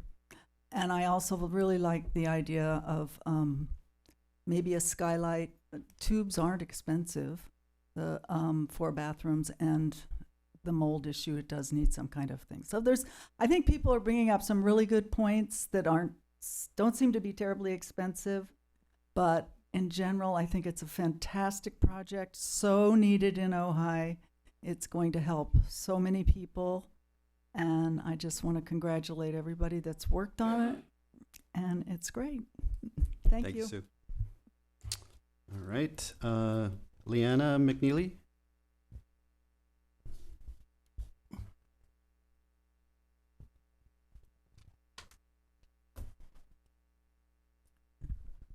Good evening. I want to echo what Sue Williamson said. The presentation and the written materials is very thorough, and it really exemplifies the amount of time, effort, energy, thought that went into this project. I wholeheartedly support the Cabin Village on the Public Works Yard. But what are the current concerns that I have? I'd like to talk about the people that are currently housed in tents, living in substandard, inhumane, and unsanitary conditions when they could be housed in the remarkable sustainable development that has been developed.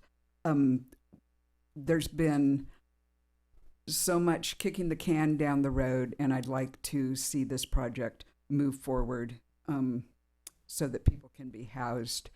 Currently, they're housed on the 8-acre City Hall campus, and it's a park. There are extensive plans to restore the ecology of the 8 acres and build a destination park and learning center, and this cannot happen with an encampment on the property. The plans we saw tonight show that this project will be a model for sustainable, permanent supportive housing.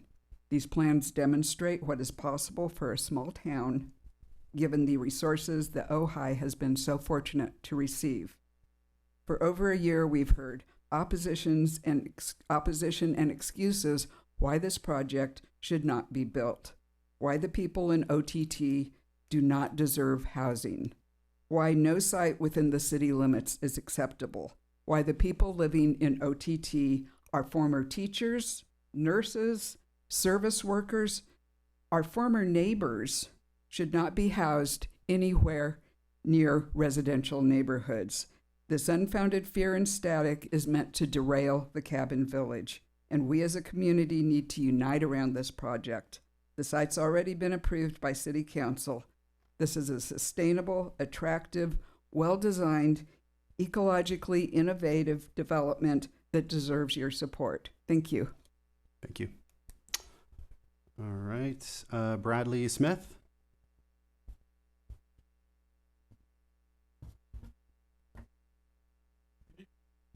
Good evening.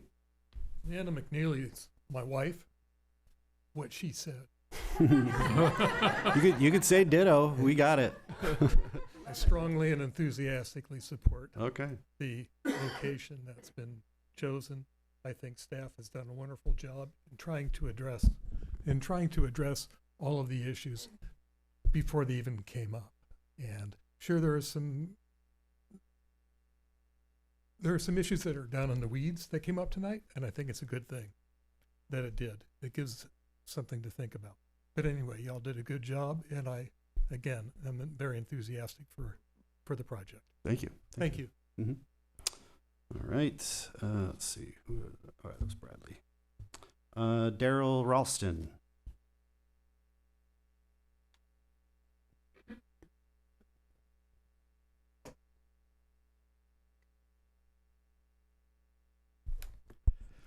Thank you, Chairman and Commission members, for volunteering your valuable time as member of the Planning Commission.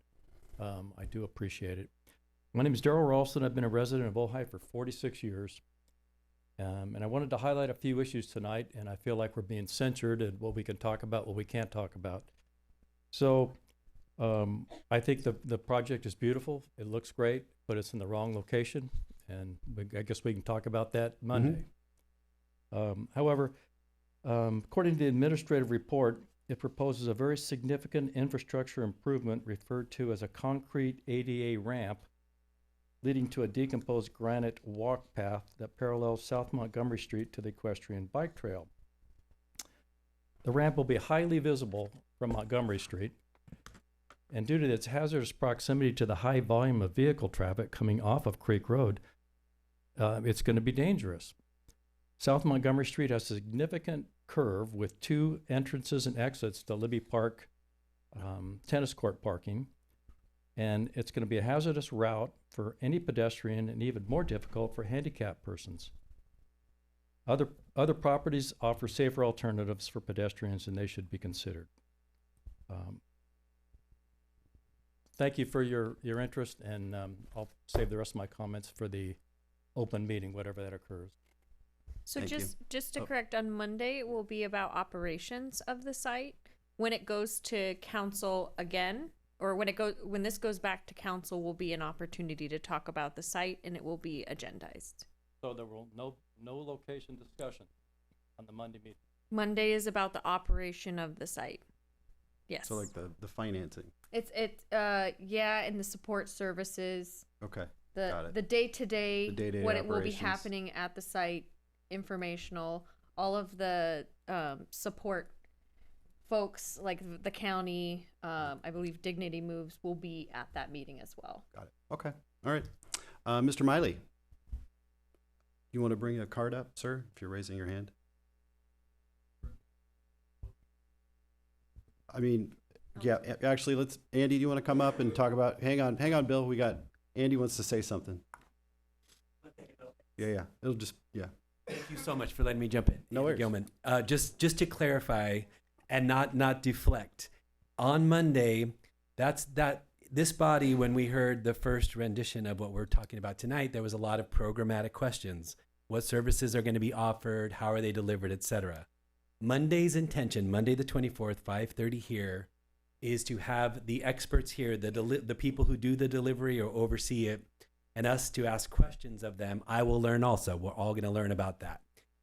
We are scheduling for the second meeting in March, just saying it publicly now, to have a question about this is in the city council, I believe it's March 25th.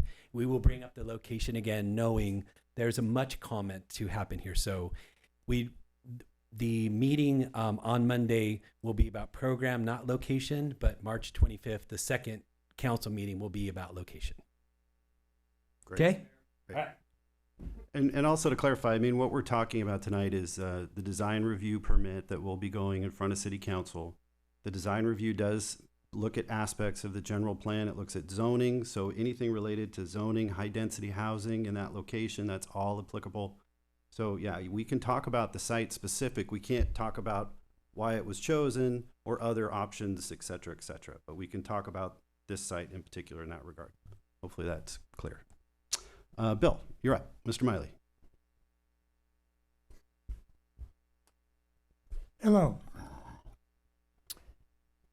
I support the Cabin Village with comments. The section of the Administrative Report on Environmental Concerns, which has to do with the Rincon consultant recommendation to examine the fill dirt. Where's that recommendation? This administrative report does not deal with the issue of the soil. In fact, they deny there's any problem. If you read it, it says, there's no problem, we're not going to do anything more.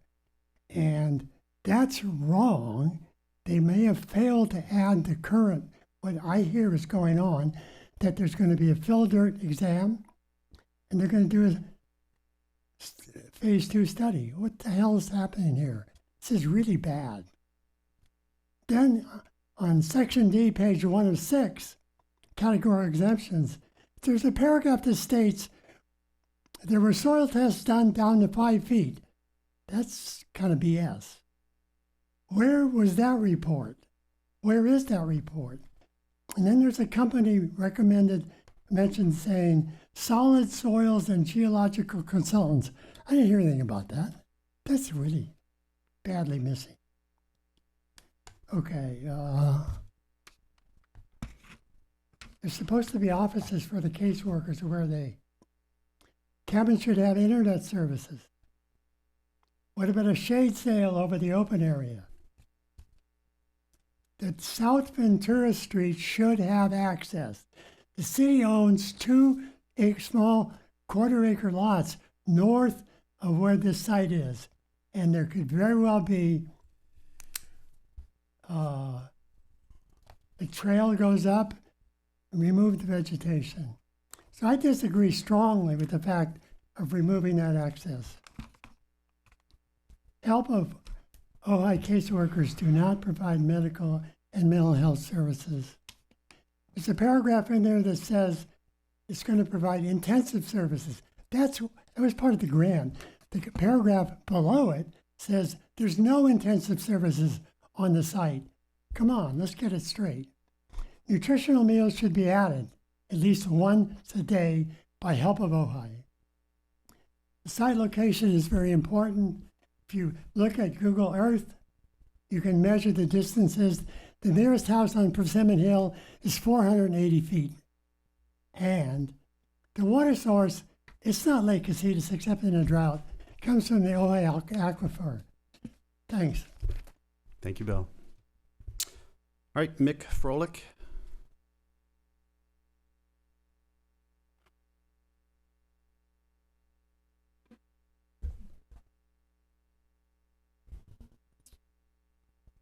Esteemed commissioners, thanks for letting me speak. I'm going to continue on with Mr. Miley's challenges about the city's sheer disregard for the environment and the impact this project is going to have on the fragile residents of the project, but also the neighbors living around the site.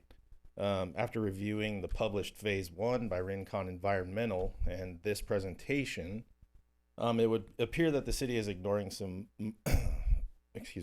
major environmental problems by use of semantics of the maintenance yard and what they're calling the maintenance storage lot. As noted in their history report, and since '74, that entire space has been used as the maintenance yard. So those 3 acres, dating back to several EPA laws, we have no idea what's in the dirt there. And, excuse me for a moment. To that end, it would also be improper not to do a Phase 2 on the entire maintenance yard, including the acreage adjoining where the city service vehicles are serviced. In the city's questionnaire with Rincon Environmental, they answered incorrectly to several of the questions. Whether it was deliberate or unintentional, the fact remains they answered incorrectly.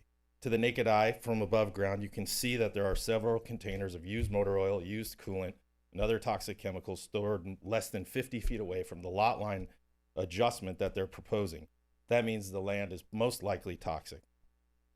Rincon also identified that the groundwater flows southwest and southeast through the proposed property. One can deduce that the above ground chemicals that are stored to the northeast would be flowing through the soil underneath this proposed project. Therefore, I say a Phase 2 should be done and soil vapor tests need to be done on the entire maintenance yard. At the November 6th planning meeting, city staff were asked if there were drainage issues on the property, to which they answered no quite confidently. It was also identified by Rincon's Phase 1 that no drains, clarifiers, or sumps exist on the proposed site.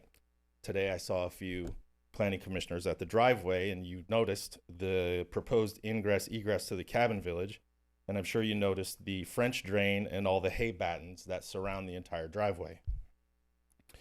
When I asked city staff when they were enlarging the French drain that runs along Montgomery Street to the storm drain, which subsequently filters to San Antonio Creek, what they were doing, they said they were trying to improve filtration of the toxic chemical runoff from the maintenance yard as it makes its way to Montgomery Street before it reaches the creek.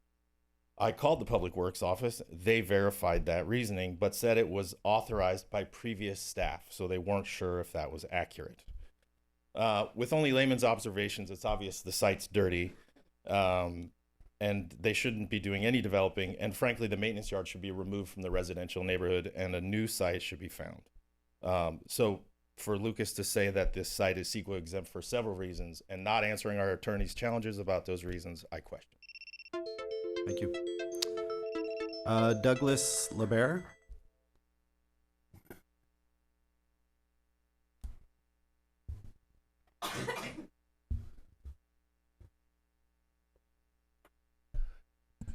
Yeah, I would like to speak in support of the cabin village as designed.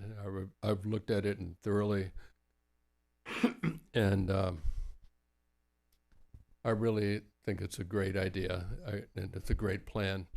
I'd like to speak more on response to some of the other inputs tonight, but the more I talk, I'll start coughing again. I'm a week away from having COVID. And yeah, go. So you're good.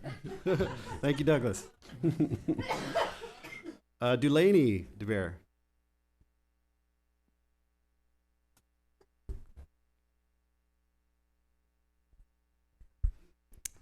Good evening. First of all, really job well done on this. I didn't realize the depth of the studies, the design, everything that brought us to this moment, and I'm so pleased. I will admit that when I first saw it, I thought, okay, so we're dealing with a rectangle here. What's kind of the design ethic here?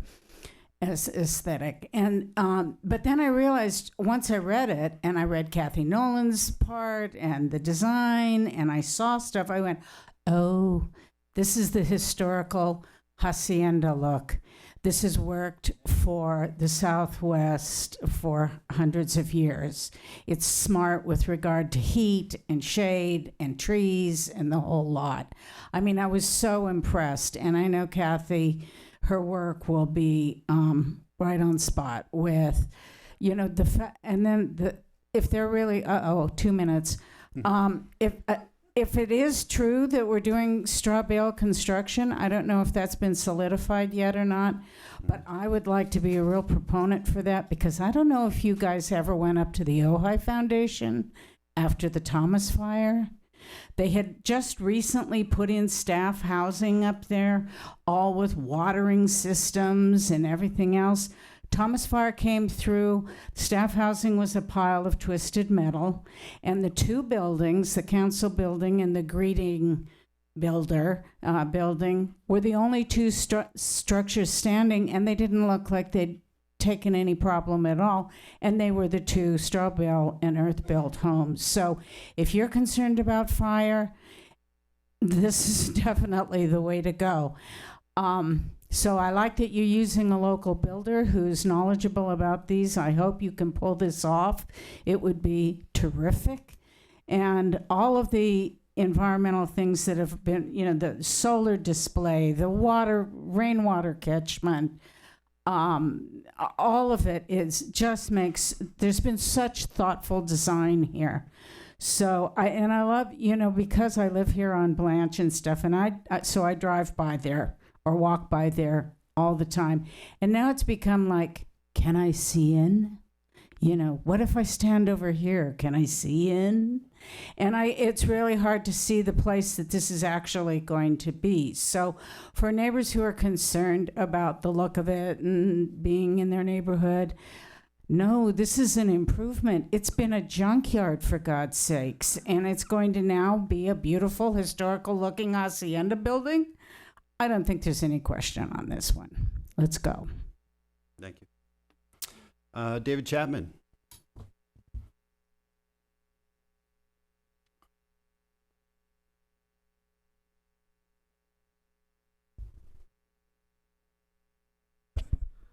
Hello, Commissioners. Thank you for everything that you have done for this project.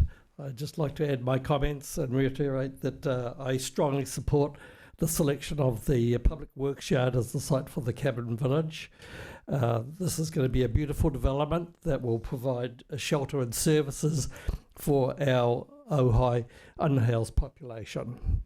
I've looked at the plans and the designs provided. The project has been well thought out and the proposed design is awesome. So congratulations to all. I congratulate Dignity Moves for their achievements and the city and yourselves for steering this project to where it is today. There is no other site that is suitable. It's just a fact. It's time to move on and realise this project. This is something all Ojaians should be proud of. Thank you. Thank you. Clay Creasy?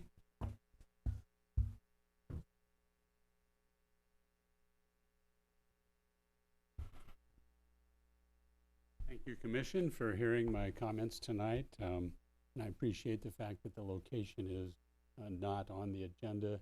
I'll try to constrain my comments to non-location issues, but I may get close to them. Point number one is the administrative report contains several things that are not accurate. I pointed some of those out in an email. One of them is the notion that the ramp that takes it up to the Cabin Village elevation from Montgomery, according to the report, it said it was approximately 20 feet of elevation. You heard this evening a woman amend that slightly by saying it's somewhere between 20 and 25 feet. Anybody who reads plans knows that you can measure that number exactly, and the number is 26 feet. It's 699 feet at the street level, and it's 725 feet at the finished floor level of the Cabin Village. Why are we saying approximately 20 when you can measure it precisely? That's just one of many examples of why the administrative report is actually an advocacy report for this specific site. One thing I would like to point out that's very factual, I work for AAA, which is, we all know who AAA is. We just did a comprehensive study in January of the causes of pedestrian fatalities over the last several years. Pedestrian fatalities are up 83% since the year 2009. And I will quote from this report that it says a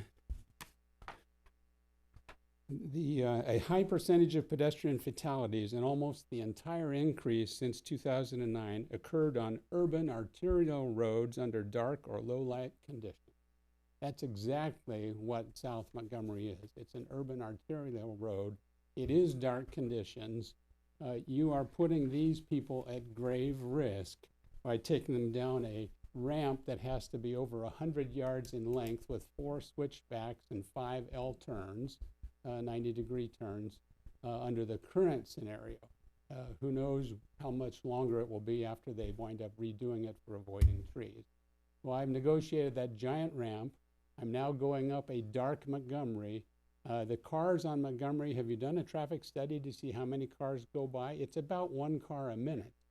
That is a highly intensive volume of traffic that you are forcing these people to go on, which is completely, I would not want to be in your shoes when the person gets run over and you know you approved a project that created that hazard. I think there are alternatives. I'm 100% in favor of using this money to house our unfortunate citizens who are find themselves in a bad spot. That doesn't mean we approve a site that has such constrained. Thank you. All right, Troy Becker.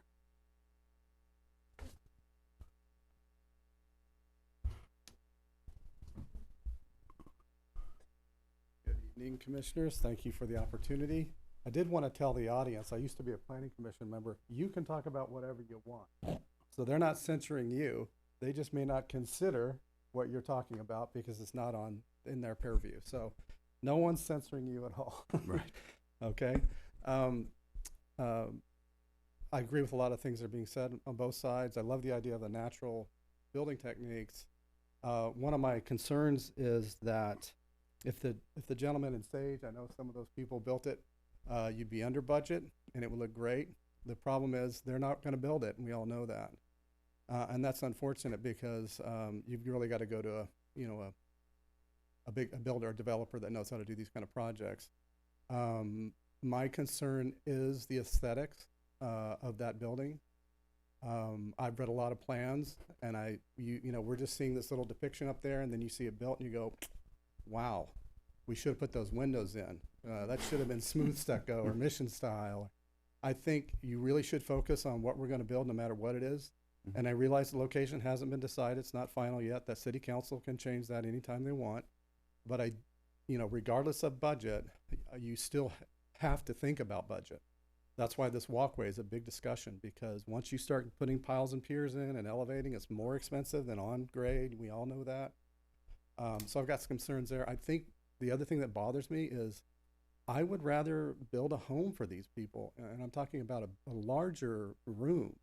I have a rental unit. We rent it out very low rent, and it's bigger than this, but man, these are smaller than hotel rooms. And what I'm seeing is we're trying to squeeze this into, a dimension. And everything we're talking about comes down to this, the overhangs aren't going to be that, great because the trees and all that stuff. You will see it if the trees are properly trimmed for fire abatement, by the way. Go look at good examples of oak trees. They shouldn't look like they've been trimmed, but if you know what you're doing, they are trimmed up quite a bit to avoid fire. So I'd rather see us build more livable units for our neighbors. And I'd rather see us build 40 or 50 of them. I feel like we're doing everything at the minimum. The ADA access and when those bathrooms that is tight. What about when they're in a wheelchair and are they going to take a shower? And how's that going to work? So I've got a lot of concerns about it that I think you as planning commissioners should really look at. I would also recommend you look at the reports and some of the community feedback. Clay Creasy did a great job on an analysis. I hope you all read it. If you haven't had a chance, please do. And there's some other really good community input from some experts in the community. Please take the time and read it, and do look at the lot. By the way, I've been on that lot many years ago as a planning commissioner. There was oil. Thank you. Thank you so much. Christy Scott. Christy Scott? Nope. Okay. She's coming. All right. There she is.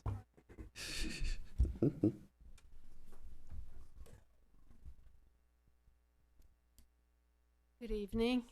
I'm going to echo what a lot of you have already said. I think it's a fantastic plan. I'm very, very impressed. Far better than what I expected to see. The design, the architecture, the landscaping is amazing. I do have concern about the egress. I think your suggestion about going up towards Signal is a fantastic idea. I have no idea if it's feasible. It's all about time and money, right? But that is a concern, and I do like the idea of windows in the bathrooms, but that's another time and money issue. But aside from that, I have nothing more to say other than congratulations, fantastic, great job. Thank you, Christy. All right, Sarah Beebe. Oh, okay. Oops, I apologize. Yep, I guess let's see, this is public comment. I think we are Ray Ahmad.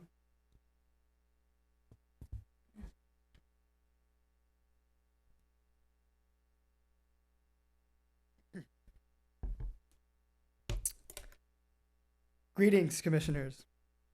Persimmon Hill is a beautiful area and a second home to many of us. And yet, you're placing there housing for the homeless, a collection of rooms for human beings in need, right smack in our beloved neighborhood. Have we lost all sense of decency? If we allow unhoused people to live in houses, what's stopping them from knocking on our doors, or worse, walking on our property? Let me remind you, Persimmon Hill was built on the dream that if you stay frugal and hoard enough wealth, you too can live atop a hill, blissfully aware of society's problems. And now you want to introduce these problems? What's next? Affordable housing? Some new sport louder than pickleball? Roz, I want to keep it to non-vilifying one group or another, please. Thank you. I mean, we all know how this works. Give someone shelter and suddenly they think they deserve things like a shower. Let's protect our precious water supply, not by cutting back on our lawn usage, golf courses, swimming pools, and systemic levels. I have to stop you. We're talking specifically about the site, so if we can. I'm covering the water issue right now. Can we focus on? Okay, yeah, just focus on that. I'm focusing on the water issue. Yeah. I think that we should protect our water supply not by cutting back on our lawn usage and increasing systemic level city planning, but instead by making sure by making sure that the homeless, who are famous for taking long showers, stay dirty and dehydrated. It's not like it's 2025 and sustainable water solutions exist. Roz, please. Just think about how much water a whopping 30 people are going to be using. Furthermore, my neighbor argues that if we house the homeless, then we're going to need more housing for the homeless because it might reach capacity. He's totally right. As I'm incapable of conceiving that housing first is only a first step in the broader process of improving the material conditions of our neighbors. I could never imagine rehabilitating our society's most vulnerable and helping them become productive denizens once they get the necessary care. I mean, sure, these people have nowhere to sleep, but have you thought about us? And think of the property values. We've worked very hard. Okay, Ross, please try All to right, keep it. Keep all it. right, I'll be closing thoughts right now. Now, as far as I know, if the funds allocated for the cabin village are not used by June, those funds will be lost. Roz, we're not talking about the money. And if the site is not at Persimmon Hill, the city will probably run out of time to house people at all, and will kick this can further down the road and out of the town to the next. So I beg you, don't do this. And as long as we don't see the suffering, it simply isn't real. I hold my time. Thank you. Thank you, sir. Okay. Anita Hendricks. Hello, thank you for all your work. I think the site is a very appropriate one. I have a couple things to share about the design, but I'm not sure that at this point, it's possible to make alterations. But one of the ideas is to make one wall 1.5 stories to 2 stories, and the other wall the regular height. You would have a uneven roof, but you would allow an extra 1/2 story or 1 story in which you could put a loft on part of, so that you would have like a little mezzanine to the side where you could either sleep or store things. And that would just give people a little extra room. Also on that upstairs wall, you could have a window. Now, one of the reasons I think we should have a window is not just because psychologically it's better for people, and there would be a nice view and it'd be safe because it'd be way above the ground, but also if there were a fire, these structures have only one door. So if for some reason the fire was by the door, people would be locked in. So if there was another window that could be safely moved out and safely secured, that would give people another option. Even if it was upstairs, you could have a little drop-down ladder and you get out that way. So that's one thought. I hope sprinklers are included in the plan for this building. Yes, good. And the best type of building roof, of course, is a tile roof, which can withstand fires amazingly, but that is way too expensive, I'm sure. The other option, I think, for the window, if you can't do anything else, make that door a mirrored door. So one side's a mirror so nobody can see in, and the other way you can see out. And outside of it, put a really strong metal screen door, with those little, so that you have a screen, people could have their door open, have fresh air come in. They could open that door and just have their window, and they could see out, but nobody could see in. And you could even eliminate those little side panels and over panels over the door, which would probably defray the cost of having a door like that, which hopefully would be double paned so that, it would help insulate. The other thing is for soundproofing. I've lived in places, apartments, you always hear your neighbors. So I think it's really, really important for the drywall. There's a certain type of drywall that will actually help retard sound. I highly recommend using something in the walls to retard sound. People get ticked off. It happens all the time in apartments. People get ticked off over the sound. The other idea is to have a walkway going, I don't know exactly how it could be done, but from that property directly to Whip. Thank you, Anita. Thank you. All right, Howard Shearer. If I got that last name right? Howard? Howard left, okay. Helena Pass. I don't know if I got that last name right. There we go, thank you. Hello. Oh, Yeah.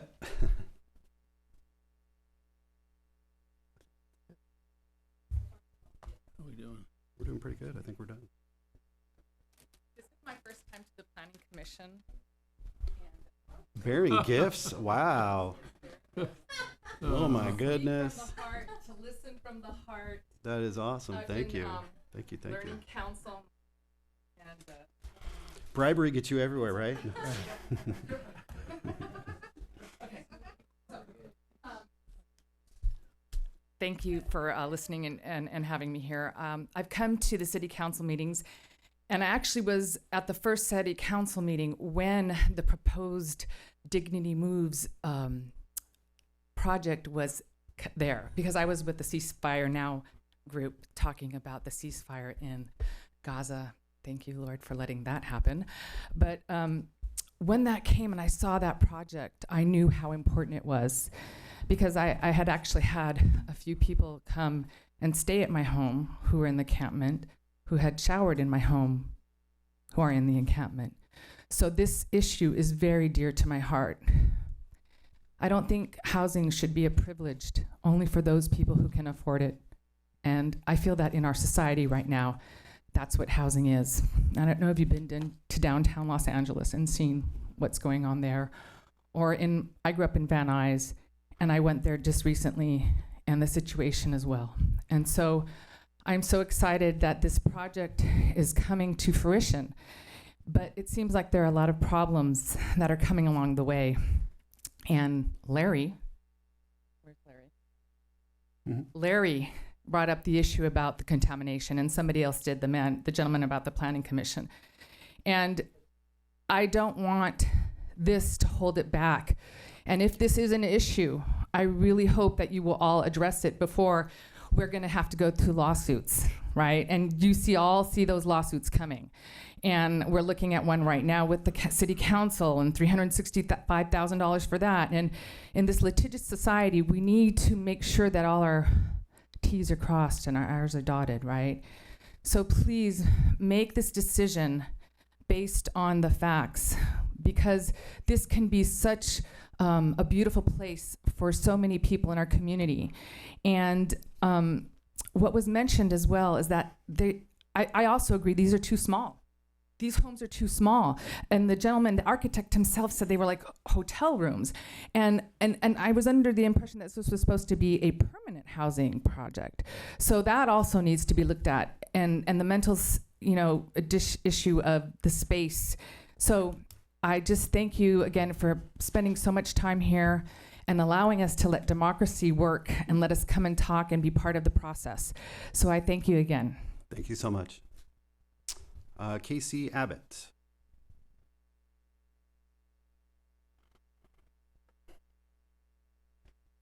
Just wanted to thank you all for taking so much effort on this, and Dignity Moves. It's amazing work. Just a question. It's a little bit broader than the topic probably allowed, but where is everything going as our system, our free market system? It's getting advanced in its stages here. It's moving toward one person is going to own everything. Everybody here is going to be a renter, whether you live in Persimmon Hill, whether you're a commissioner, whether you're a tent town resident. It's coming. We are the 99%ers. We are not the 1%er person or the 1 billionth of a percent of a person. So get ready. We're all going to have miniature homes at some point and have to pay too many dollars rent. Good luck. Thank you. Carol of, okay, hi Carol. Avalon, thank you. Oh, thank you for all your humanity, because this is not easy. I get that. So I have a question. How much time do we have to make modifications to the design plan? Lucas? Do you want me to respond? Yeah, if you don't mind. We're in the design phase right now. Right, so if there's how much time do we have before we have to put the seal on it, like this is done, we're ready to build? Well, the planning commission is taking in comments and then going to be providing comments that are going to be forwarded to city council. City council will decide. So we have some time. Yep. So here's a big thought. Because these are so small, what if they didn't each have a bathroom? And because I really liked what Mr. Bennett was saying about having a place to sit. Oh, Mike. Oh, speaking to the mic? Oh, what about the idea if they didn't each have a bathroom and there was communal bath? I've seen many places, beautiful, expensive retreats that have communal baths. It's just a thought I was thinking about because of the small rooms. And with Mr. Bennett, being so kind to think about these people not having a place to sit, not having a closet. These are things you need to live with. So I thought that was just something I wanted to throw out about the closet. I also agree with Sue Williamson about the insulation, that I know there are things you can put on the wall. We have them at the Sane Living to put on the wall where you don't hear. So insulation is important. Wi-Fi, are these people going to have access to Wi-Fi? That's important to me. If they are going to have their bathrooms in the room, the mold, vents, same thing everyone else said, really important. And about the Phase 2 report that was mentioned about the soil, I think that's also really important to spend the whatever it is to do that ahead of time instead of waiting after. Is there a security location on that diagram? There was. Okay. That's it. Thank you. Thank you. All right, Lauren Nichols.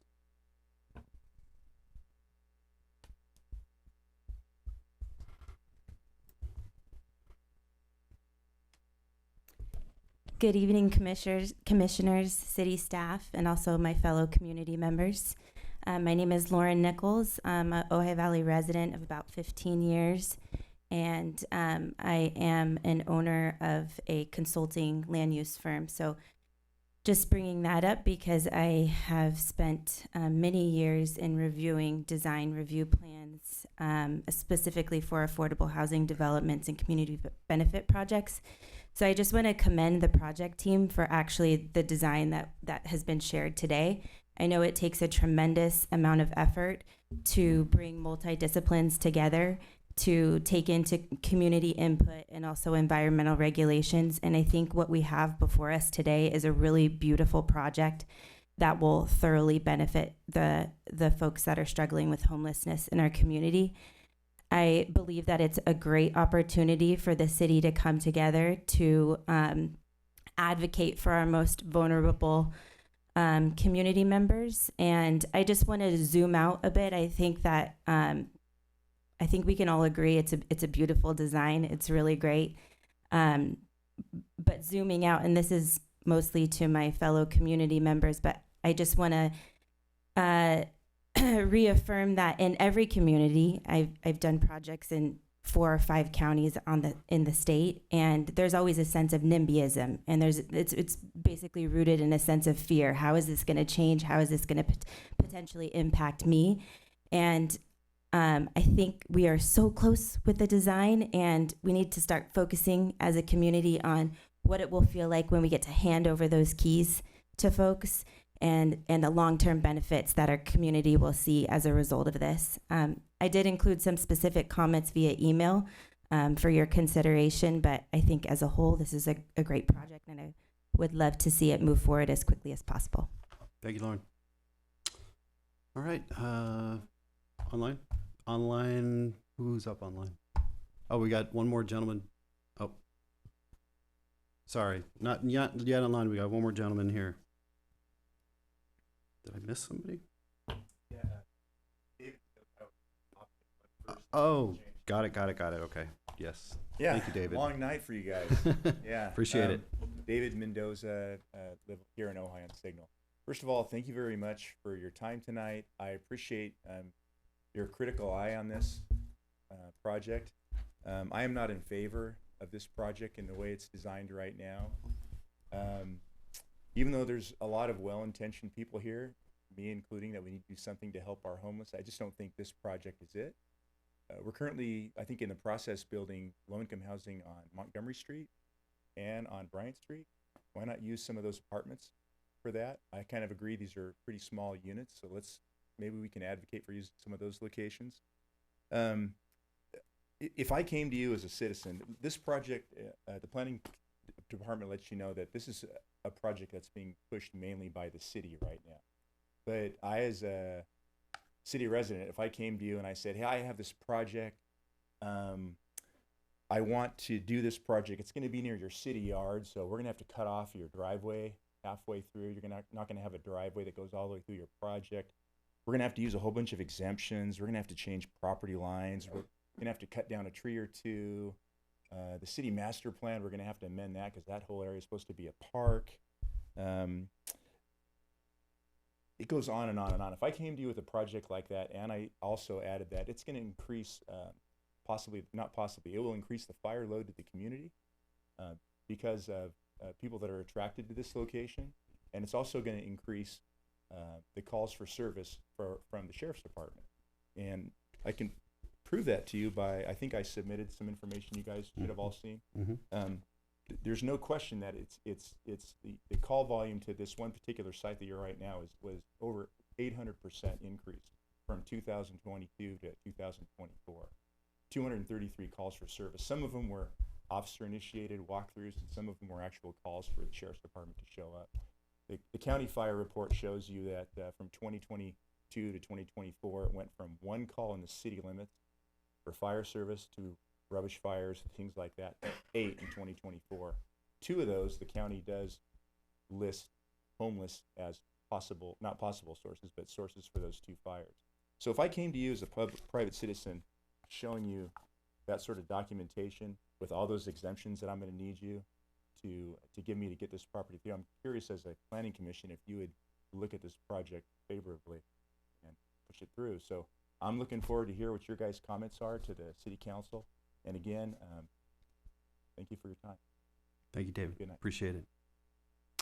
All right. Anybody else? Nope. Okay. So public. Oh, wait. One more.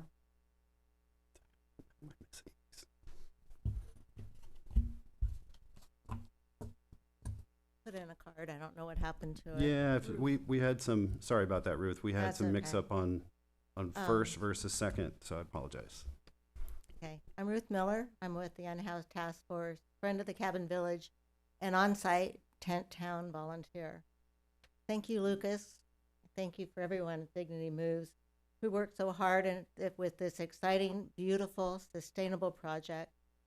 Some of the problems we face at OTT are no running water other than a hose, no shower, tents are now leaking, snoring neighbors, cold nights, hot summers, residents who are exhausted from being in survival mode. I could go on and on. Every day we hit another challenge, and I say to myself, this won't be an issue when the Cabin Village is built. Looking at the proposed project tonight makes it more real. The gratitude to the city, the county, and the state of California is enormous. I'd like to briefly tell you about some of my friends at the Cabin Village. We have a woman who worked for years at a local hardware store. She had an unsuccessful back surgery, which left her unable to work. She was born and raised in Ojai. Her disability payments were exhausted. She lost her housing when she was unable to pay rent. She applied for Social Security disability, was denied, has appealed. It normally takes 2 to 3 appeals for a system to succeed in gaining benefits. In the meantime, she has no money. No money. I'm certain she served most of the people who are reading this. A woman who has taught local preschool. She was diagnosed with throat cancer. She was treated with radiation and chemo, and as a result, lost her job. She may have taught your children. A former nurse at the Ojai Valley Hospital who is now elderly. She may have treated you or comforted you or a loved one. A man in his 60s who lost not only his home but his business in the Thomas fire and has been left with no resources. A woman who raised her children while living in Ojai. She lost her home when her rent was raised. She may have been your neighbor or your children's friend.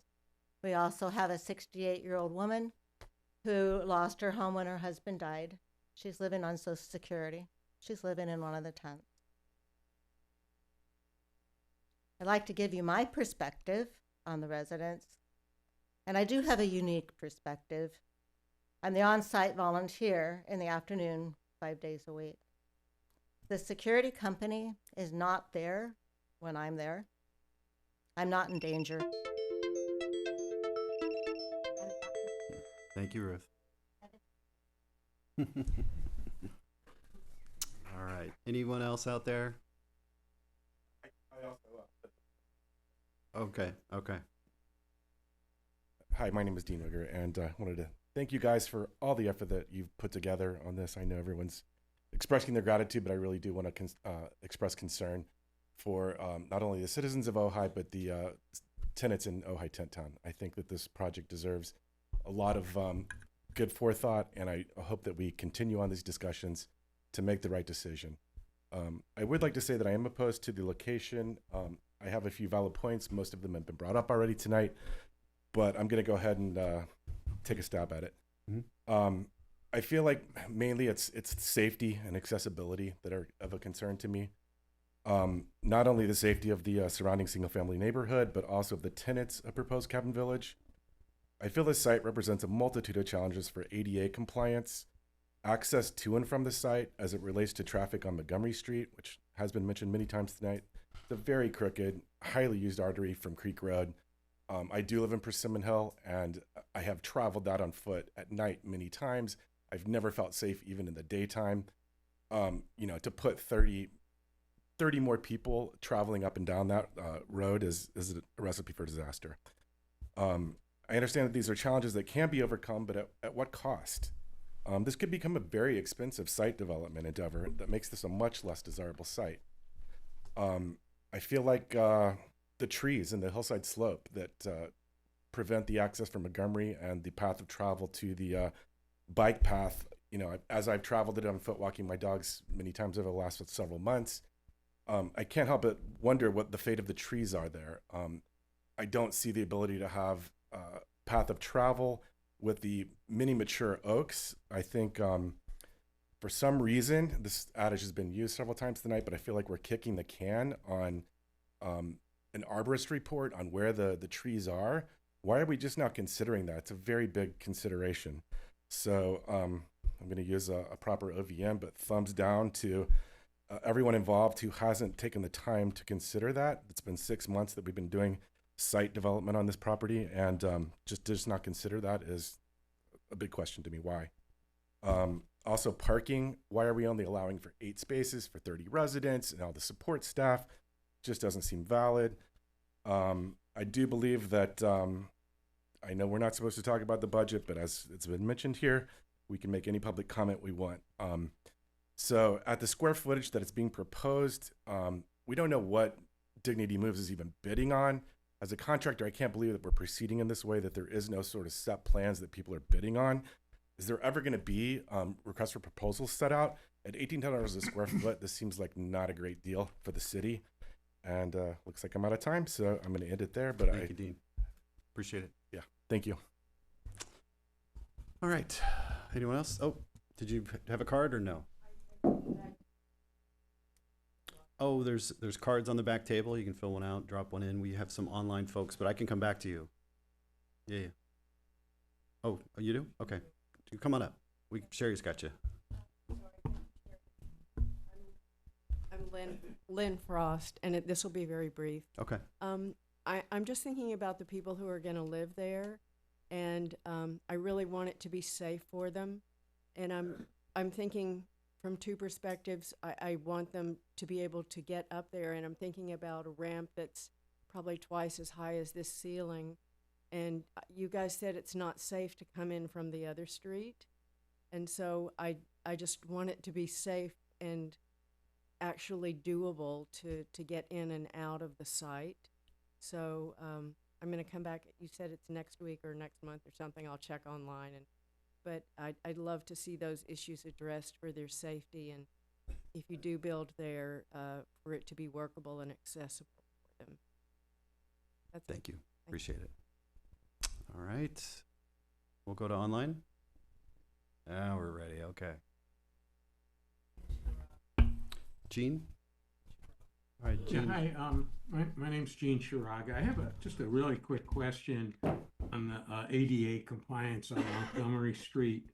I think someone was talking about the 1,300 feet of sidewalk that would connect, the site after you go through this ADA compliant ramp to the bikeway. Has there been any ADA expert that has looked at the slope, the uphill slope that actually in part affects that 1,300 feet. I'm not an expert, but I walk my dog there, and it just doesn't seem to be like a 2% slope just by eyeballing it. So I just want to know if the city or plan commission has had an ADA expert investigate whether or not the grading for that sidewalk would be possible to make it ADA compliant for people who are wheelchair bound or using a cane or a walker. So that's my question. Thank you. Thank you. Jeff Kropp. Jeff, you're up.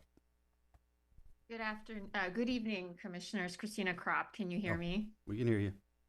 Christina Kropp of Luna and Glushan. As you know, we represent the Persimmon Hill HOA and Libby Park neighbors. Apologies, my schedule did not allow me to appear in person this evening. As this commission has hopefully reviewed my last letter, the Cabin Village project before you, we believe, remains legally unapprovable. First, the project does not qualify as supportive housing under state law. As set forth in our letter, staff cannot ignore the definition of supportive housing in the government code, which requires that supportive housing be a by right use in a zone that specifically allows multifamily and mixed uses to be permitted. The use before you today is not a by right use. By right uses don't trigger CEQA. By right uses include a little p as a permitted use in your code authorized use list. The position that this is a similar use to something on the permitted use list is incorrect. I hope again that you did review the permitted use list. There's nothing similar to this use to recreation, education, public assembly uses, or government uses. There are 30 residents proposed on one lot here, or several lots. It's a multifamily residential use. For staff to tell you that this use meets the stated purpose and intent of the PL zone is also incorrect. The purpose of the zone is in the code. It is applied to areas appropriate for public facilities, government offices, and cultural facilities. This is none of those things. The fact that religious facilities may offer rehabilitation services in no way makes a church any less a church. This is a multifamily residential housing development not allowed in this zone. This project is also not consistent with your general plan, the land use element, which requires projects to be compatible in intensity, dwelling unit size to its surroundings. It requires avoiding large concentrations of multiple family developments by distributing such developments to smaller sized housing sites. Yet the project proposes a 30-unit multifamily residential housing development into an otherwise single-family residential area without any compatibility findings, intensity, dwelling unit size, or surrounding compatibility with the adjacent community. It fails to retain the community's existing land use structure. Again, it proposes a project not zoned for multifamily residential uses, but rather for public cultural facilities and government offices. And we urge this commission to recommend denial of the project. Thank you. Mike Donahue. Mike Donahue. Thank you. And that was illuminating. Thank you very much, Ms. Kropp. One comment before I jump into my comments is no wonder the city of Ventura, city of Moore Park, city of Thousand Oaks, and so many other cities are building their facilities not next to residential neighborhoods, not touching city parks. So excellent points you just made, but I'm going to be kind of quick. So your consideration for recommending or not recommending is huge. So keep that in mind, please. In my opinion, there's 4 records being broken. The first one, this is the biggest project, the biggest grant this city has ever seen. Nearly $13 million, almost the size of our entire budget. It's huge. One record being broken. Another one is super sad. It's the most divisive issue and problem that we have faced. Literally thousands of residents on both sides of this issue, some in tears. This is community. This is environment. I know you guys factor in community environment when you make your decisions on projects.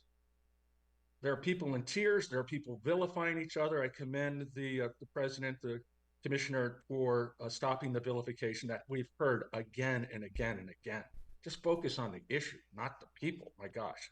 I say unify, don't vilify, because each side actually has much common ground.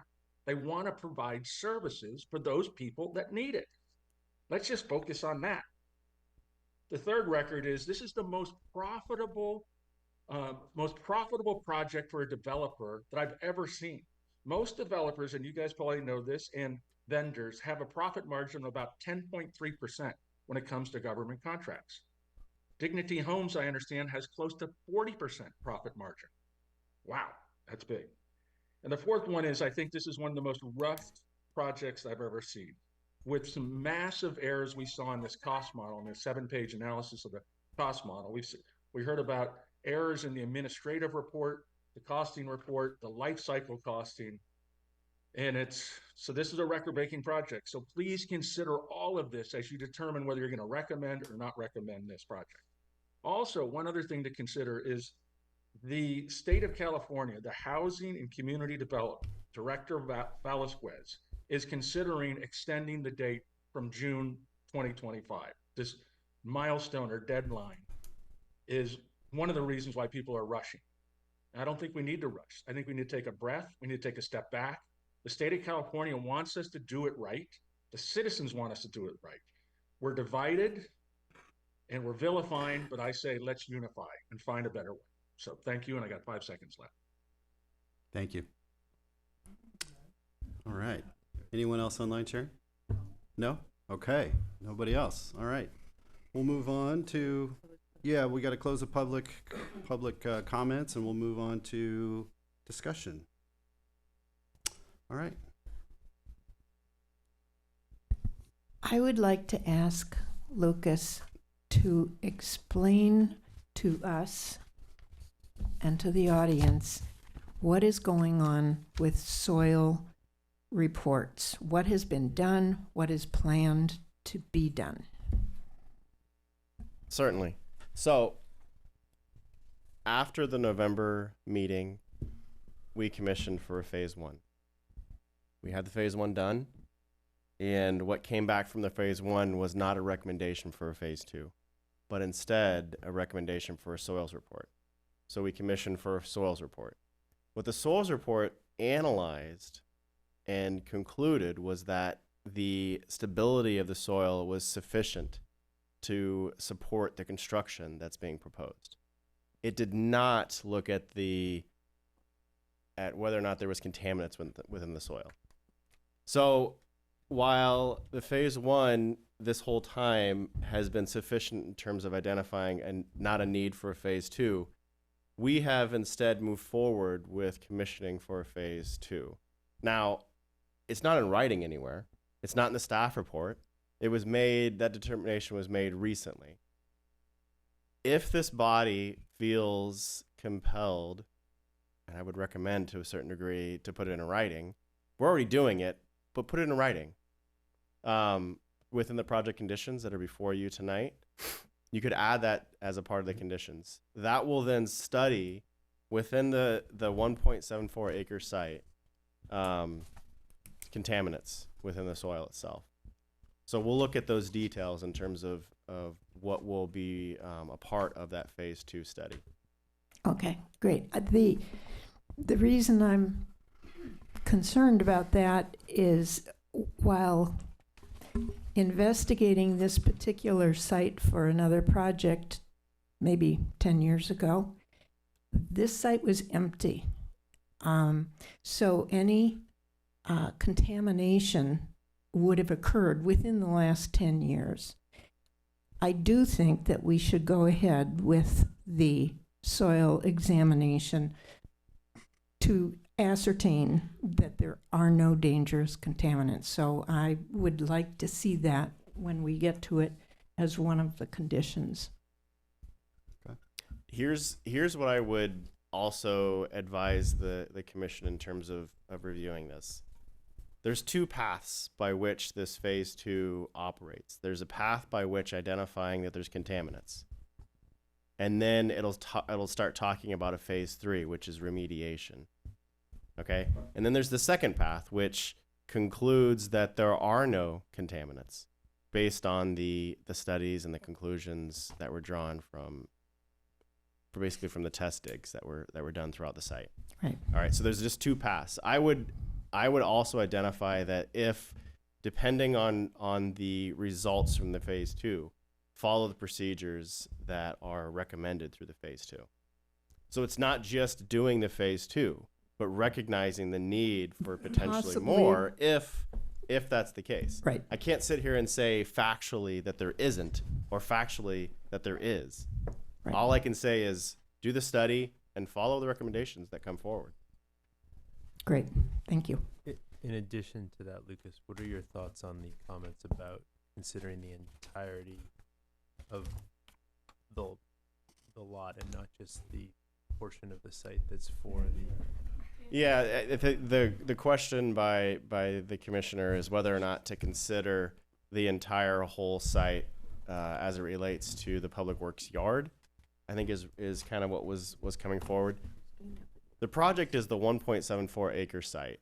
I wouldn't go beyond that. Mm-hmm. There isn't housing that's proposed beyond that. There isn't residential that's proposed beyond that. The uses that are beyond that are office and maintenance yard uses. Those uses are likely messy, right? But they don't have a long-standing use that's being proposed that will have residences on site like what we have here. Yeah, it seemed like the concern was that this site is downhill from those sites. So whether, I guess, some sort of study is done in those areas or not, maybe considering how the project potentially, takes that into accommodation. Yeah, so the commissioners. It's on. It's on. Closer. There you go. Okay. So the commissioner's asking, clarifying the whole idea behind those contaminants potentially being upstream or north of this site, and then those contaminants being underground, subterranean, and then flowing to the south. It's a theory, not factual, but I only follow facts. That's all I follow, and I don't believe we're focusing on this site. So if those contaminants really are happening and being absorbed within this area, it'll pop up. It'll pop up during our study. That's right. Yeah. Yep. That's right. Okay. Anybody else? Guys, questions? Yeah. No. Yeah. You got? Yeah. Go ahead and ask more.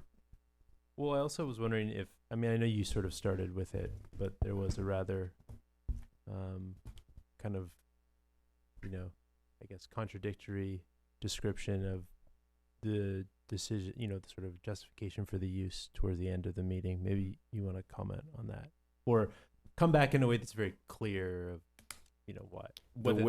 The way in which I described. So, I don't remember the woman's name that spoke, but I have it. It was Christina Kropp. Okay. So she's speaking in terms of permitted uses. She's right. The use itself is not a permitted use. But guess what? Our code allows for similar uses. And that distinction to be made for uses that aren't identified within the use chart. By doing that and making that justification, which is what I've done very succinctly, very, very clearly, it's a permitted use as a government office use. Period. There's no arguing the contrary. I agree with her that it doesn't specifically state within our use chart that it's a permitted use. But what she's forgetting is that within the similar uses category, we can then say, guess what? That use that's not identified within our use chart is a permitted use within our use chart based on these very strict and very straightforward findings, which we've done. Period. There's no argument to the contrary. But I do want to talk about attachment C in the staff report of the justification. So I think in the justification, we are making some assumptions in there and some generalities. So here's the way in which this works. The argument is made. Now, if this body agrees with that argument, then you move forward. If there's questions in regards to the way in which the general plan justification or consistency has been identified, or the zoning consistency has been identified, then we have those discussions. Within this, it was very intentional to look at each and every one of our elements and to evaluate. Is there policy? Is there goals? Are there objectives that fit within the mold of what we're talking about here? Right. Right. And just to be clear, we are classifying this use as government service. Is that correct? Office government, yes. Office government. And it's not residential. In there, it also identifies that it has the option to be residential. Has the option to be residential. Yes, absolutely. As a government service. Yes, because here's what you're doing. You're providing a service. That service itself is then being basically embedded within a residential operation. So it's a government facility, a government office. Government service. Government service running a residential service. Correct. Okay. And you do cite that there are similar locations in town that are public land, they're in PL zone, and they're being used in residential types of services, right? Yeah, it's there's 75 different parcels. Maybe pull up the map. That might be good for folks. Yeah, it's the last slide. James, the last slide of the PowerPoint. Can you pull that up? So as he's pulling this up, there are 75 land use zoning designations that are PL. Of those 75, we identified 4 that either have a multifamily or a mixed use association. Multifamily being more than 1 unit on site. Mixed use having either an office, a residential, a school type of use, or residential, something along those lines that also have within the use itself embedded a residential use. Got it. So that's kind of the link that's being made there. Okay. And just for the general public, the items in blue up there, those are all the PL zones that we have. That are sprinkled throughout the city. One of the comments I did want to bring up regarding the general plan is LU 10, which, and I'm glad we have this up because this will help illuminate this issue. It says that it must, and this is part of the design review process, it requires that new developments be an appropriate density or intensity based upon compatibility with the majority of the existing surrounding uses. Maximum allowable, do not approve maximum allowable density with each of the elements in the general plan. So basically what they're saying is that where we're putting this new development needs to fit in with the surrounding area. And if we look at the zone in the surrounding area, there's a little bit of multifamily, but there's mostly single family, and then there's also R0, right? Yeah, so there's RO to the east, there's R1 to the south and to the west. To the north, and within very limited areas within the city, we have R3. R3 is the highest density that we have within the city. Correct. Which is another thing I wanted to bring up. In the PL zone, with density, it's up to the Planning Commission to determine. Correct. Right. So that's all. That's development standards. Just about every single development standard is up to the body, up to this body. And if we say, hey, this is going to be an R3 development, what is the maximum amount of units you can put in R3 in this 1.74 acres? So the density for R3 is 1 for every acre. It's 8 units. Right. I think it was like, I think it was 15. I think it's a little higher. Units, does the word unit imply just one person or multiple people? Well, it would be a unit, like a residential unit, a dwelling unit. You could have there's not a square footage attached to that. Yeah. Am I right with the density? Double check that. Yeah, and the only reason I want to bring that up is I mean, we had a commenter who brought up a great point. It's how much density can we put in that area? And if I came to, if there was someone that came in as a private citizen to make a proposal on this lot, like if we're looking at this thing, you know, just as a project, which we're supposed to be doing, would it qualify based on our current standards? Okay. And just double check. I think I'm incorrect in that statement. it's 15, Right. 1 right? to 15. So 15 here's per the acre, so 1.7 would be like what, 25? 26? 26. So here's the other thing that you've got to also think about. Think about the other projects that we've had for affordable housing and the percentages beyond. Well, what that's our- another what point our of floor contention. is. So affordable housing applies in residential areas or where we have an SPL overlay, This is no SB overlay. and it's not Correct. residential. So does that apply? The affordable housing Uh, context? I would argue, and I would turn to John on this one regarding the Housing Accountability Act Okay. and the freedoms that exist within the density kind of Right. bridging that gap there. Okay. Okay. One more aspect to that is the level of income or affordability. This project addresses our lowest levels of income. Other projects tended to be more in a moderate. Correct, but So that's this- if it's residential. This is government service. Right. Which is different. Which also has a residential tie to it. It's being operated from a government standpoint, I meaning get we're that. funded through the state, Right. operated locally, but it's residential in terms of use. It'll count toward our arena numbers. Yes? Yes, Okay. that's what I'm trying to say. Got This is probably the only project in town that really does address our lowest income folks. Okay. I would argue this one as well as the one on Bryant Street. Okay, They so have some. I guess I'm still stuck on the density piece. I'm still trying to wrap my head around that. If this fits into what our general plan has outlined, which is supposed to be continuity, we're supposed to put it, if it's a new use, it's supposed to fit in with the surrounding neighborhoods, and it's supposed to align with that area. And I'm just struggling with a 30 unit multiple resident housing development in the middle of a single family home area. I wouldn't call it in the middle of a single family resident because you've got We'll pull up the map parks and Yeah, show the map. you got City Hall and Libby Park and the new City Hall Park to come, apartments to the north of it. There it is. All right, so let's take a look.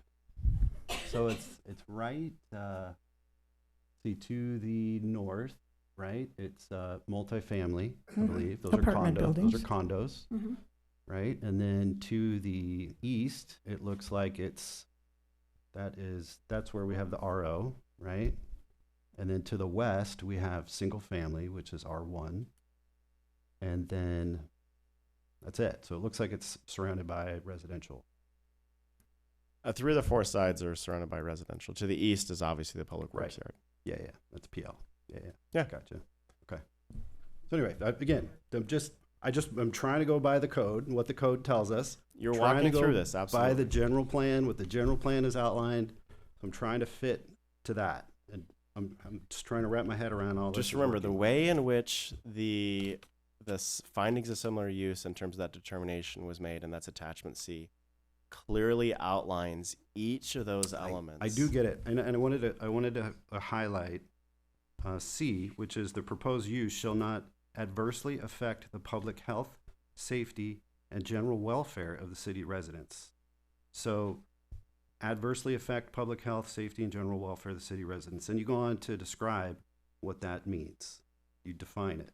Say public safety refers to protection from physical harm, including crime and accidents.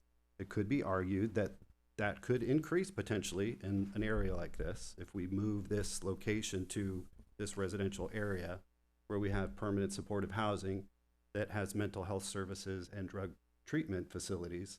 It could be argued that crime and accidents could increase in that area. So this is basically saying that we need to make sure that this doesn't adversely impact that. So we're saying that it doesn't. We're just kind of making that a Correct. blanket, but we don't know. We don't know if it will or not. You don't know that. Right, but we're saying that it won't, but we don't know. And part of the reason why it's saying it won't, or at least it won't go to the level where it's a detriment, is because there are on-site services to address some of that. Okay. And the recent history has been considerably improved in the tent town. Okay. My understanding, and I know we're not talking about, but you did just bring it up, John. My understanding is that no treatment, no medical element occurs on site. So none of that is happening on site. This is simply a place for living where people are recommended or pointed to the correct location outside of this specific space to take care of any of those issues that may occur. I don't know if that's consistent across the language that I was reading about like what permanent supportive housing provides. I guess that's what Monday's about, but yeah, it's just, it was just something. I was going to say the deeper dive is going to be on Monday. When we're looking at land use, there is no definition of public supportive housing. So you have to figure out what is supportive, what is, permanent supportive housing. So what is it? How do you classify it? We look at our current code. We look at all the land uses. We try to determine where this fits. Is it a mental health facility? Is it a hospital? Is it a shelter? How does it fit into our code? And maybe it's a government service. I don't know, but that's where we put this. So we're putting this as a government service. Correct. So now we're trying to justify that. And I'm just trying to call out that in our justification, we're making some broad assumptions and we're making some statements that could or could not be true. We just don't know. If I may, Commissioner, we do have data though, because we have the Ojai tent town, so staff is able to make that recommendation because the folks that are living in the Ojai tent town are the ones that are going to be transferred to this new site. Well, so they do have information that they can operate off of. I don't want to talk about current tent town, current residents. I'm thinking like 10 years down the road, 20 years down the road, we got totally different people living in there. What's it going to do to that neighborhood? What's the impact going to be? That's what I'm trying to figure out. And we're saying that there's not going to be any impact at all, which I don't feel that that's correct. It's going to have an impact. Whether that's positive or negative, I don't know, but it's going to have an impact. So we need to figure out, does our general plan allow for that kind of impact in this area? And that's why I brought it up. So it sounds to me like you've got a hiccup regarding statements that were made within one of the paragraphs, correct? Well, there's some general assumptions that we're making that I'm trying to wrap my head around. We talk also about what general welfare means. General welfare refers to the broader societal well-being, including stability, social cohesion, and environment quality. So that means that this new area, this new use, won't impact any of that, which we don't know. It could. We're saying that it won't, and we don't know if it will. So it's just I'm struggling around the justification now of why we're putting it as a government service. If I'm using terms like won't versus less than significant, I think those are two different ways in which to look at the use itself. Yeah. I'm fairly confident in the way in which it was written, but I am open to modifications to clarify some of those pieces. Okay. Yeah. Okay. I mean, yeah. Again. So, and I think it's important to even understand that the way in which that's written, it's teasing out each of those terms. It is general welfare. It's describing and intentionally doing that for a very intentional reason. But when you say general welfare, that can mean a broad array of different things.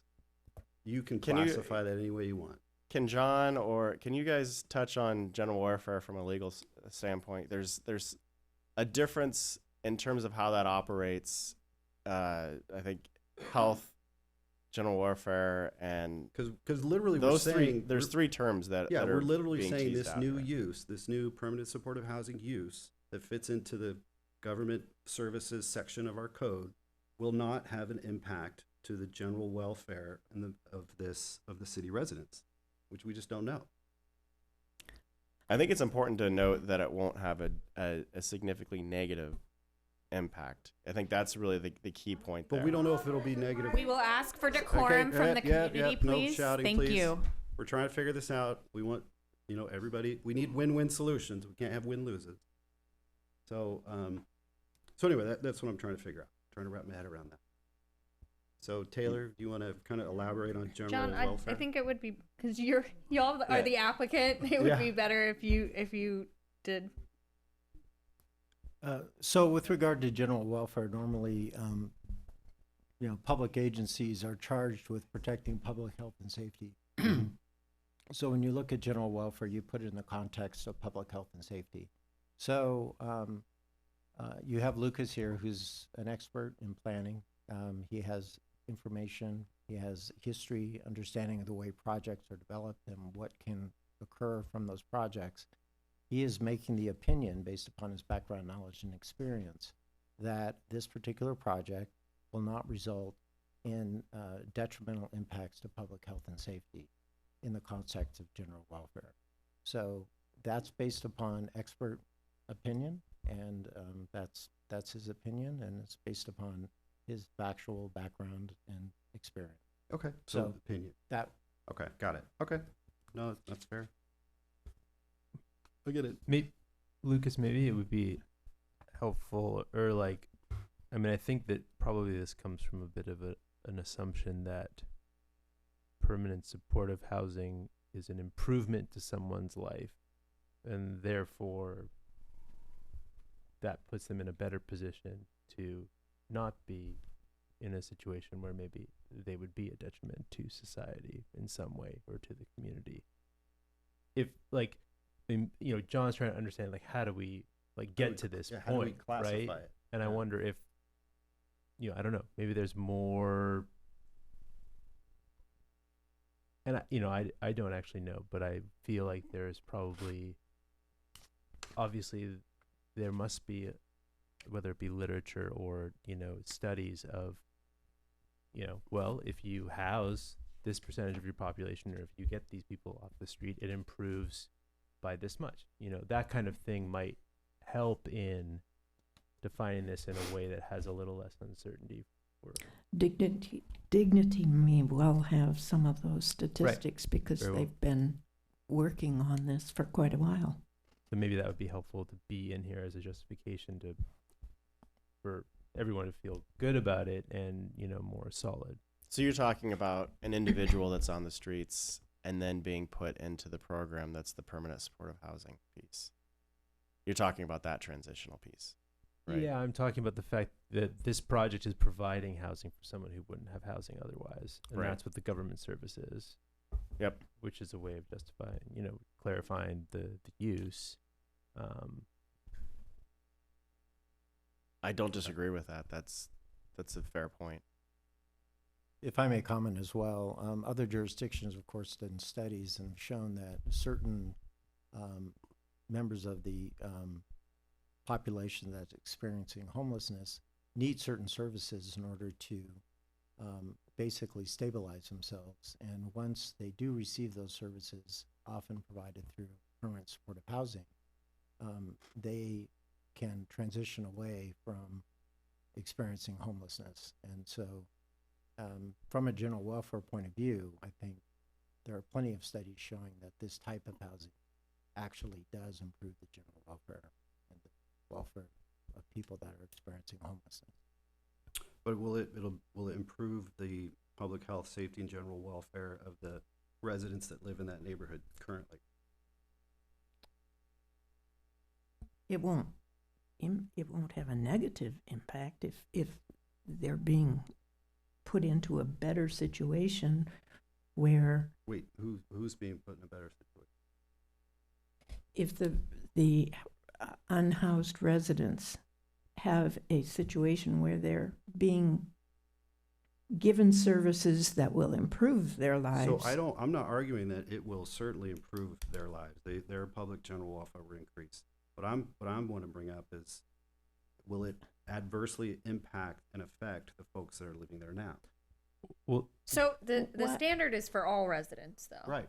Exactly. Not just that community. Well, I know, but we were talking about just that community. I'm opening it up to broader, to all residents, including the ones that live there now. But I think if we're saying all city residents, we have to balance the outcomes of the impact to everybody. Okay. Do you know what I'm saying? Like, not Yeah. just thinking about one part of the community, but thinking of the community as a whole and the impact to the community. Well, I'm not disagreeing with you that there's an impact, right? Or Yeah. may or may not be an impact right. to certain groups, but we have to look at it from general plan standpoint of the community, all of the city's residents. Yeah, I'm trying to fit it in. I mean, this is in our general plan. Our general plan says that it should be an appropriate density. It should be an intensity based upon the compatibility with the majority of the existing surrounding uses. The surrounding uses are all single family. So this goes against our general plan. They're not all. Well, the northern site is R3. Well, there's one part. But the majority of it is it's a C. I mean, it's It's all residential. 50%. Yeah. And also the eastern site is zoned PL, Yeah. which is the current public works maintenance facility. Okay. So It's really not all. It's like maybe half. Okay, so the majority of existing surrounding uses. So what's the majority? What is the majority? Yeah, Didn't what go is the with majority? I said maybe half. Maybe half, not necessarily majority. Again, I'm just trying to go by our general plan and go by our code. That's what we're trying to accomplish here. I feel that there's there've been a lot of concerns that have been based around safety. I'm not so clear how doing this could make those worse. There are homeless people. No, so if the project is to let's forget about one group or another. What I'm trying to figure out is the current land use of this area. Right. What it is now, Right. what we want it to be. Right. Is it appropriate for this location in the middle of this area surrounded? Yeah, we got to look at safety. We have to look at access. Those are all important. Those are all, if you're going to put any sort of development anywhere, you have to look at access. You have to look at safety. We have to look at soils, make sure the soil's safe. All of that is very important. Yeah. Regardless of the group. Yeah. That's just what you have to do when you build something new. Right. So that's what I'm trying to fit in, is to make sure that this new use that is being defined as we speak fits within this government services area, because in general and public lands, because what's going to happen is we all know that this will maybe be 30 units, right? So the homeless population fluctuates. It can be under 30, it can be over 30, but it's always going up and down every year. So there's a good chance that we already have too much demand. So we're going to need more facilities. We're going to need more services. So if we designate that this is public land, that's where all these are going to go. This is going to be a government service, public land. It's all going to follow the Dignity Moves model. We got 75 areas in town that are all public land. So we're going to start putting these in public lands. I just want to make sure that's appropriate, because we're setting a standard by doing this. Does that make sense? No. Okay. No. Pull up the map. pull up the map. That's a step way too far. Okay, hold on. See all of those? To me, the question is the context. And, No. We're looking at things in plan where elevation is actually a bigger divider between use one, the person over there who's using it one way and the person over here who's going to be using it. Okay, here, Jamie, just to point out, those blue marks, those are all public land. Right. So we're saying that this will be a government service that you can put in public land.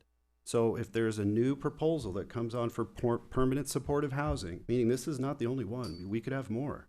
They're going to be in those blue spots. Those public lands are already being Our used. elected officials don't want to do that. I mean, yes, the answer, I guess, would be. I don't know. John, your question is like, if we were to approve something like this, what It'll be permitted by right. They can't do it by right. Well, no, what prevents be the permitted. same process not having to be done on any, does it streamline the process somewhere else on another PL lot? Those other PL lots are not vacant. No, there's vacant ones. Wouldn't by the general code we still have to go Soul through this Park. exact same process no matter Soul Park's what, not vacant. whether this is No, it's not. So vacant or not? there's other vacant lots in there. I think it's important. I think you're looking at precedent setting. Is this precedent setting? Is Correct, kind of what you're 100%. getting at. Because we're putting it in our code. We're Look at the saying, way hey, look at the way in which I've identified the similarity in use to the government facility, operated, funded through the state, operated locally,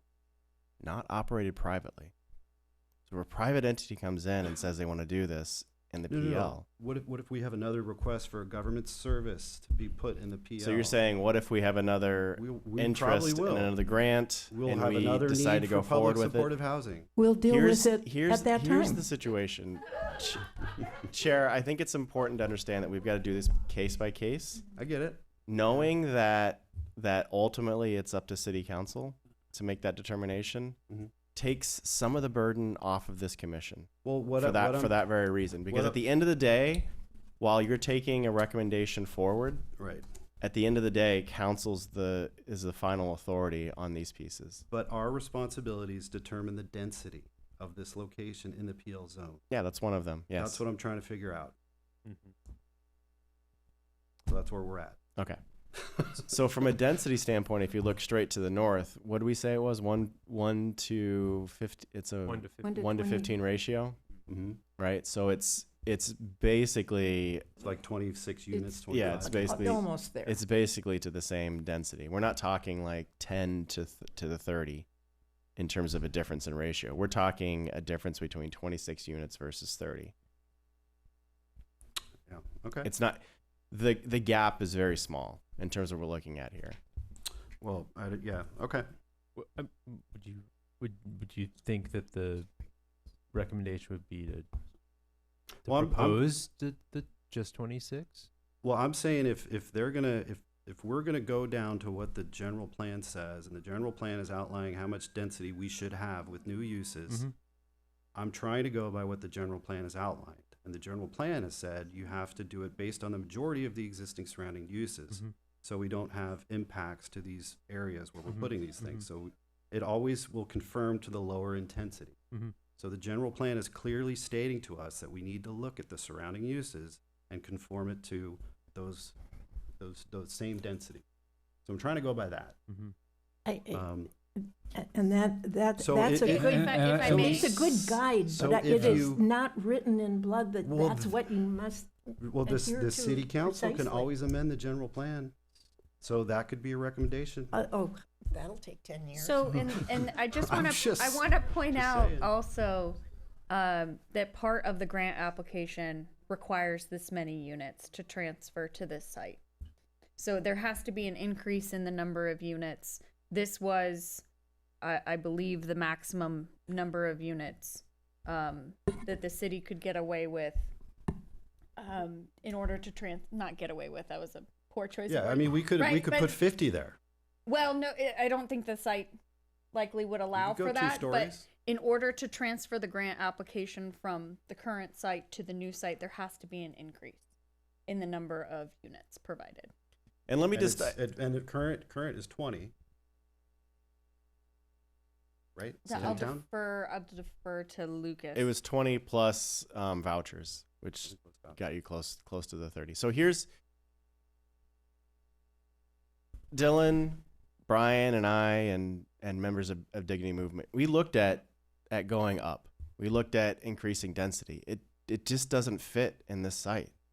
And that's what I'm 30, saying. 30 is really as high as you could potentially go, unless you start looking at 2-3 stories. In other cities, you're seeing that, but not here. We recognize the need for this to fit within the confines of the site itself. Recognizing this site is sunken into the ground as you pass along Ventura Street. You just don't notice this site until you already passed it. The first time you see a site is the vacant site directly to the north of this, and you assume that must be where the affordable housing is going, which it's not true. It's sunken into an area which is heavily dense with vegetation. All right. With mature trees. The density piece, if we're looking just purely at the numbers, 26 versus 30. mean, the density is right there. If we're comparing That's it to R1, you're absolutely right. It doesn't fit the R1 standard in terms of density. Or But we're R2. not looking at the R1 density. If we were looking at the R1 density, we'd have 2 units here. Right. Period. But it doesn't. And that would fit the density of R1. Right.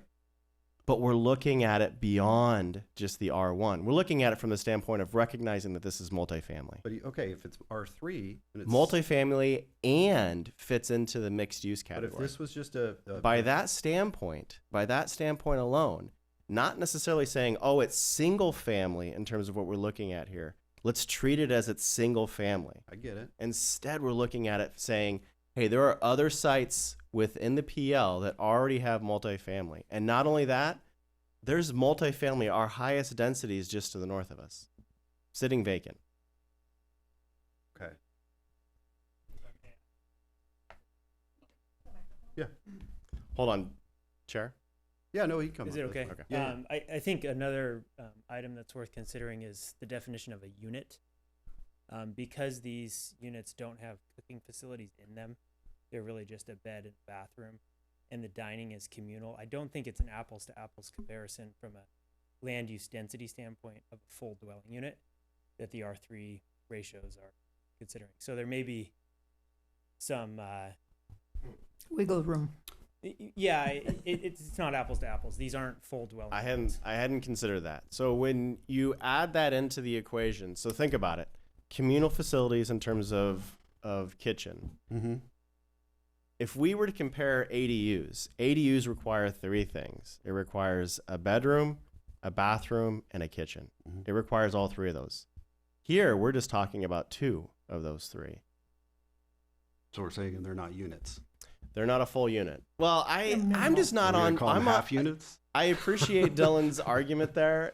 It's something to consider if you're trying to figure out how you get from 26 to 30. Yeah. That's probably the wiggle room that you're looking at from that standpoint. Yeah, because I mean, if we go with the R3 guidelines, which is our maximum density, this wouldn't fit.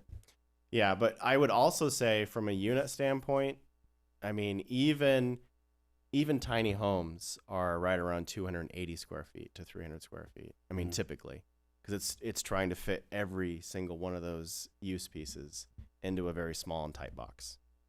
Right. These are 180 square feet. Right. Okay. So from a unit standpoint, yeah, it doesn't necessarily go apples to apples. Okay. I hadn't All thought right. about that. Can we move on to other? No, you guys go ahead. Yeah, I'm sorry. I'm bringing up general plan stuff, so you go. That's okay. I'm just, are Yeah. we ready with Yeah. other? You guys got other stuff? Yeah. Well, it kind of transitioned a little bit, so I guess to this size question of the units again. Some other people brought up also, just the tightness of everything, obviously. There isn't, I'm not super clear from any of the diagrams, like the offsets and kind of what were, what the constraints exactly are. I mean, Dylan, you kind of explained them. Maybe you can explain them like, there's some canopy and, but there isn't like there's the lot line and then there's like just the building kind of in it. So I'm just curious, like, just like thinking about it spatially briefly, like, it would be something, but you could, is there space to move forward and sideways as that was, I think thinking about this, like this is a, the word of the developer is in it, right? We want this to be dignified. So if we're going to go through this process, it better be the model we want it to be. It better, make sense in all these ways. And so I'm just curious about something that could clarify that for me. Like, You're talking about the footprint? The footprint. The footprint, essentially. Mhm. I'd rather have Dylan speak to the footprint because I feel like we had gone through a couple different iterations and landed on this specific footprint based on really kind of the number of units, recognizing the size of each of those units, and then recognizing the services that would be provided. I think that's the main, unless there's more to that, Dylan, that I'm not thinking about. The single story piece was also something that's fine. I mean, like the size of the units, and it's a multiplier, of course. But how's the perimeter of the building being dictated? Yeah. this extends. Yeah, it's a good question. I think, as Lucas mentioned, in the November meeting, we presented 3 options that included Mhm. multi-story, Mhm. both from a massing and visual impacts to the surrounding neighborhood. We felt that a single story was much more appropriate because it sits within the tree canopy. Furthermore, to make them all accessible, multi-story would have required elevators and a lot of additional cost and complexity to the building, and result in a smaller overall footprint. But it came across with a massing that felt higher density than this courtyard scheme that we have now. The limits to the south and the east and the west are largely driven by minimizing grading and the oak trees. We do have a little room on the north side to extend to the north, but as you can see on the topo on the site plan A1.1, the trash enclosure, garden shed, and bike storage area is sort of right against the toe of the slope that comes down from the parcel to the north. So there's a little bit of room, but not much. So it's a balance between tree impacts, grading, and overall interior size. Mhm. And of course, we need to accommodate the fire truck hammerhead turnaround in the parking area, so that takes up a lot of site as well. Right.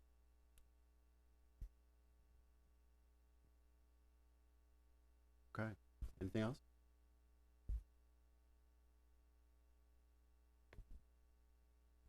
You're gonna say something, Jamie. Well, You took a this is big- not a big slow breath. wind up for a pitch. This Yeah. is a, no. I mean, there are some there's some loose ends. There's some challenges. I'm saying we've talked about a lot of things, the design elements and other things. I'm making an assumption that those which are doable will be done, and those which are not doable will not be done, but we'll never hear the explanation of why they can't be done. And I hate, the conversation we had earlier about North Signal Street and extending that down as opposed to using Montgomery or And not as Ventura. opposed, in addition to. Yeah, in addition, yeah, but as a, is that because I am concerned about the people walking from the site and no matter where they go,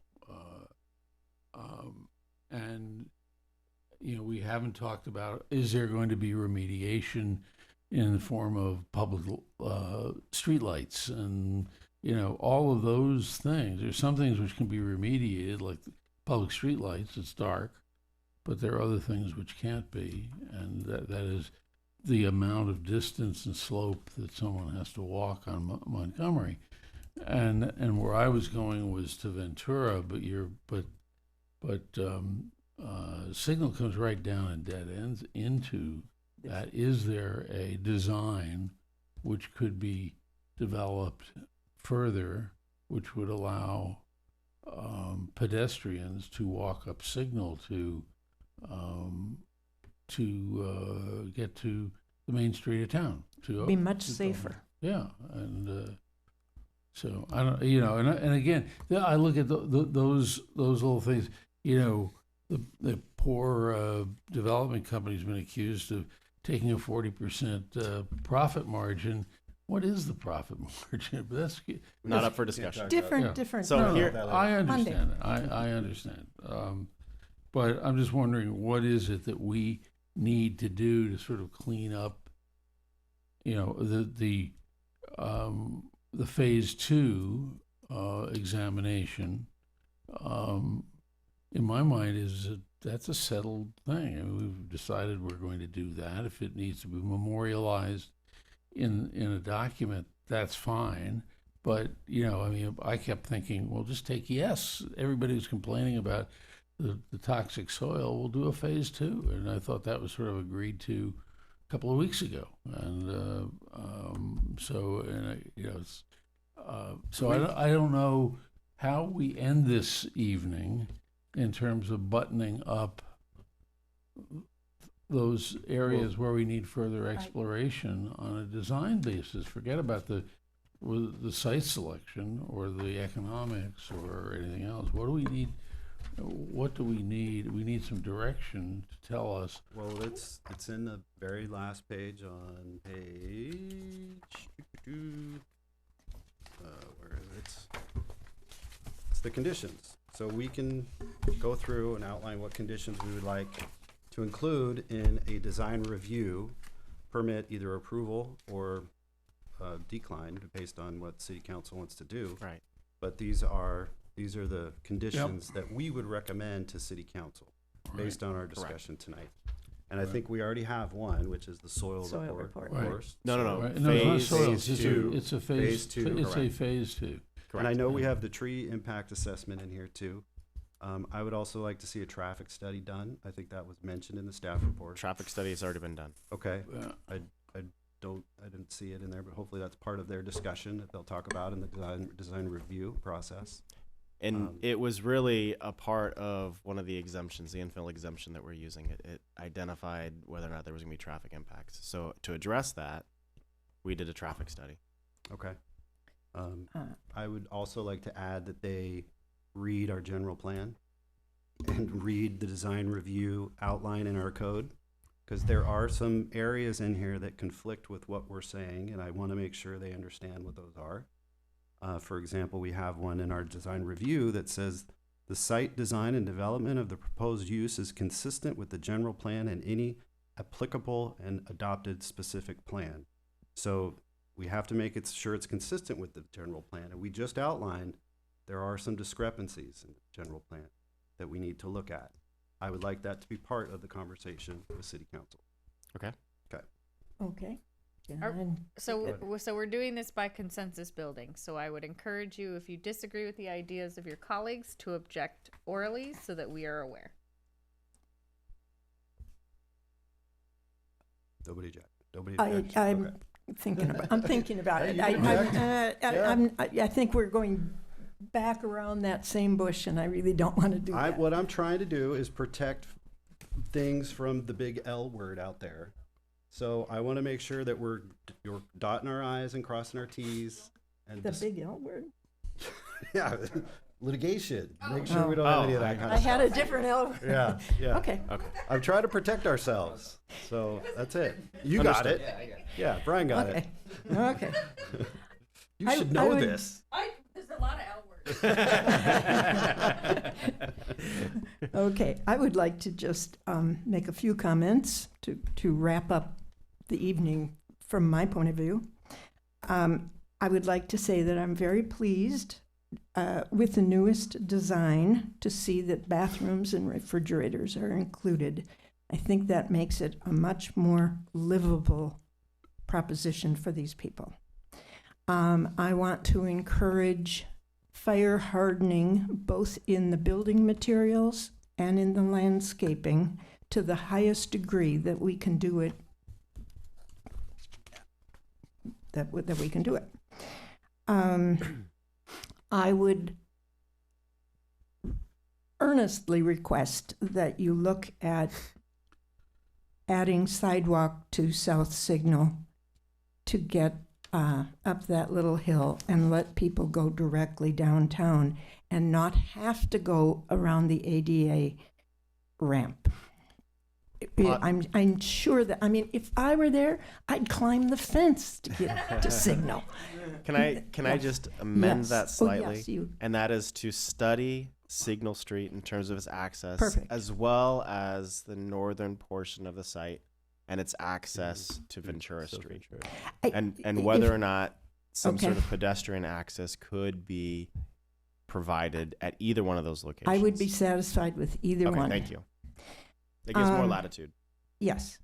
I know that the builder has already pretty much agreed to this, but I would like to reiterate that we should cover that bike rack and add charging to that structure, start charging sites. More storage around the garden shed in that back area would be really wonderful. and more light, whether that light comes from a window or from a skylight, I really don't care, but I think a window makes more sense because it gives you ventilation. If you put in a window, you've got the ventilation and the light, as opposed to trying to use a fan plus a solar light. I liked the idea that one of the participants said about making sure that the insulation in the walls between the units is as soundproof as you can possibly make it. I would like to see Wi-Fi available. I mean, not every unit has to have an internet, right? You can just have a Wi-Fi. I'm not a tech, but Wi-Fi availability. And the last thing is, I don't know if it's the city that does this, or puts in lighting down on the ADA ramps.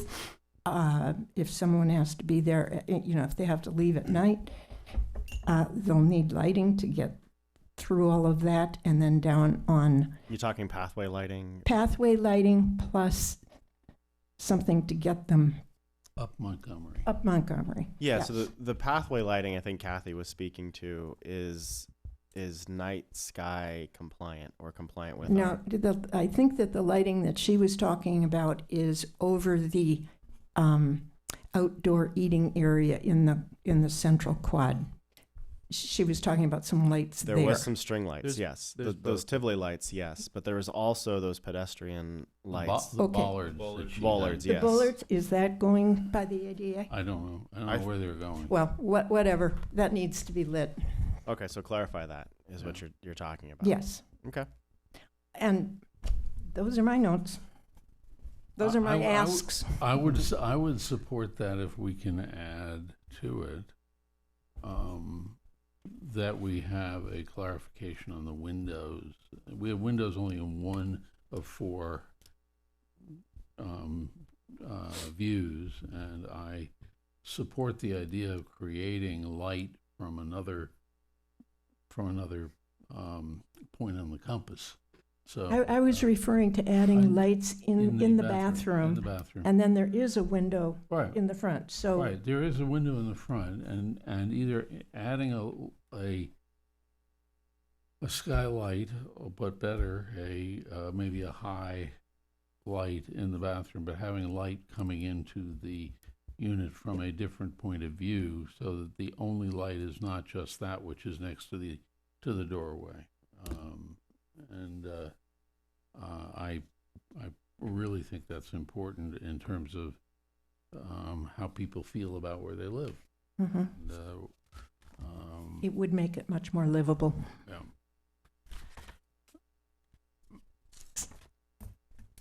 And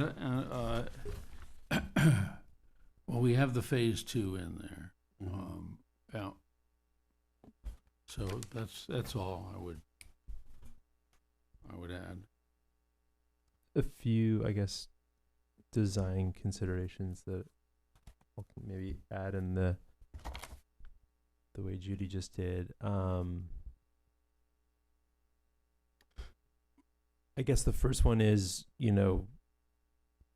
that the that a study of the design takes into consideration the potential of slightly enlarging each unit in the short direction by around 3 feet. This would need a reconsideration of the parking. Lower density? Probably can't get 30 units in. Well, Oh, it would, sorry. You might need a lower density because you can't get 30 units in. well, I think if you can also look at the parking in relationship to that, and how it orients to the building. So I think that, I'd love to see that studied, because I do think a little more space would make a difference. 12 by 12 room is a big change. So that's one thing that I think could be looked at. I think it'd be great to understand more about how water is used on site, and if there's plans for it to be captured in any ways and reused. That was something that was brought up, and I think it'd be great to see a little more clarity of that in the plan. The idea of storage was brought up on several occasions, and it seems the potential that the long walls with the enclosures for the condensing units could be built out to accommodate storage on the backsides, unconditioned storage. So that would be something I'd recommend we could look at.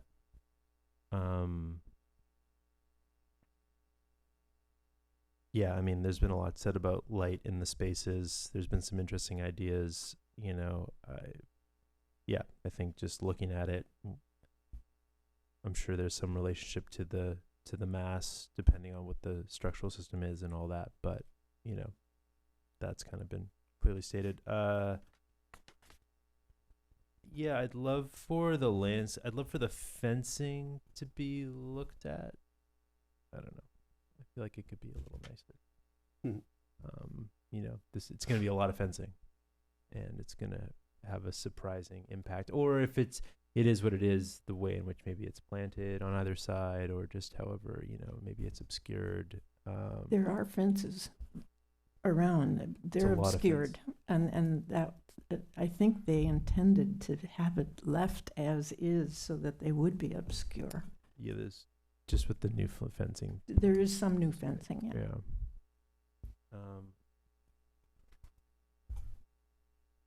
And I guess I don't know how this gets built in, but I think to what John was asking,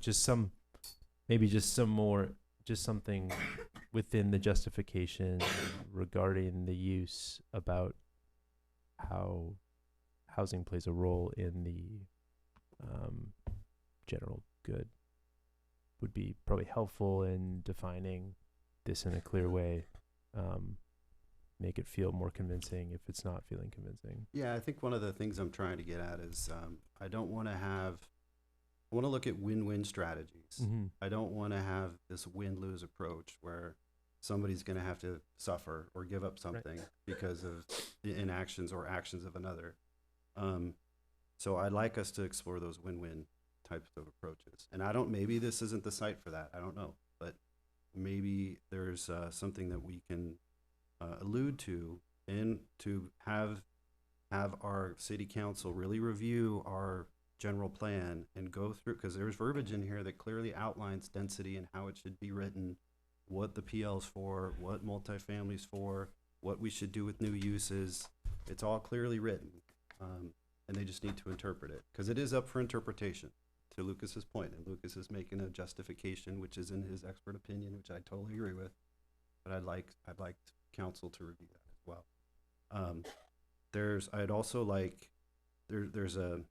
In our land use on page 19, there's a little paragraph that I think kind of sums up.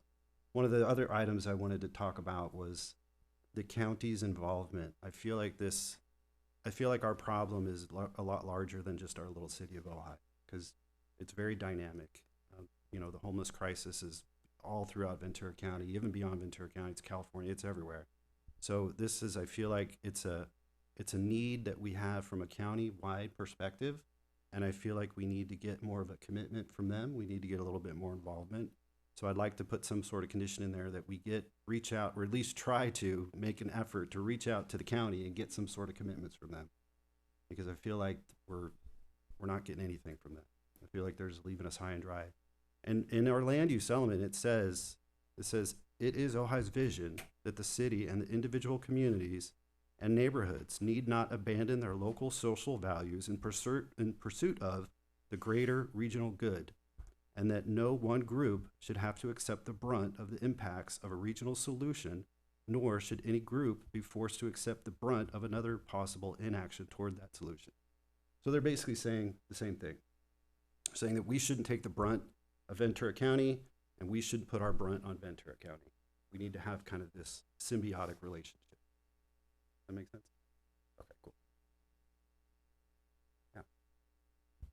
That's kind of what I was getting at. I Now have, go ahead. Oh, I just have a quick question. Page attachment D, 6 of 6, part D. It says that the developer of the project would provide sufficient legal commitments to the appropriate local agency to ensure the continued availability and use of the housing units for lower income households for a period of at least 30 years. What happens after 30 years? Do you renew? What happens? It gets reconsidered. It's the same thing that applies for affordable housing that's in a 55-year clause. It gets reevaluated probably 5 years before it goes lame. I kind of expected this to be 55 years, so I was surprised that it's only 30. It is kind of unusual. It does specify a minimum of 30 years versus the 55 years that you see with other affordable housing projects. Okay, well, maybe that's a Monday night issue. But like I said, when we were talking about the affordable housing projects of old, 55 is the floor, Standard. not the ceiling. 30 years is the floor, not the ceiling. So. Okay. Cool. All right. So how are we feeling? We have enough conditions for you? Do you feel like we came to consensus? I have a number of conditions here. Yeah. Can I read them back just to make sure that we're all on the same page The here? new ones. Yeah. Yes. Yep. So I have phase 2. I have fire hardening, taking that to the extent, I would say the extent feasible. Reasonable. Reasonable and feasible. Isn't it phase 2 and then the findings of phase 2? Findings of phase 2. Okay. Use aspect clarifying. Oh, you wanted something about mitigation in phase 2. Not for phase not 3? just to say. That's what I mean. That's what you were saying. Remediation Okay. if identified as Yeah. a part of the Okay. recommendations. Yes. Right. Because that'll lead us into a phase 3. Right. Yes.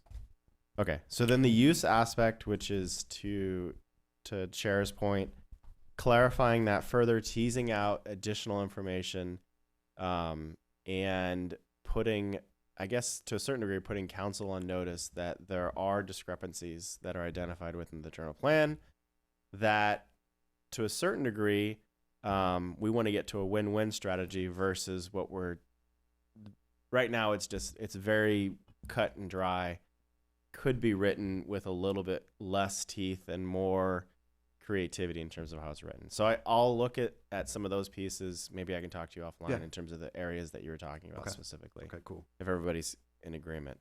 Yeah. Again, it's about anybody that's not in agreement to voice their opinion on each of these, okay? Okay, so covered bike racks and add charging stations to those covered bike racks. Might I also advise bike lockers as an option as well? Yeah, either an enclosed structure or a lock. Bike locker option. Okay. Okay, that And leads ceiling hooks. No, never mind. I like the idea from a college standpoint of the ceiling hooks, but I think that's something we can talk about offline a little bit. Okay, so more storage and potentially looking at that as an idea on the back end of each of these units. That's something we can talk offline. I'm not sure how big that'll end up being, but we can explore that as an option. More natural light for each unit, and the way that I understand that, and I want to make sure that you understand that, is potentially looking at one of two things.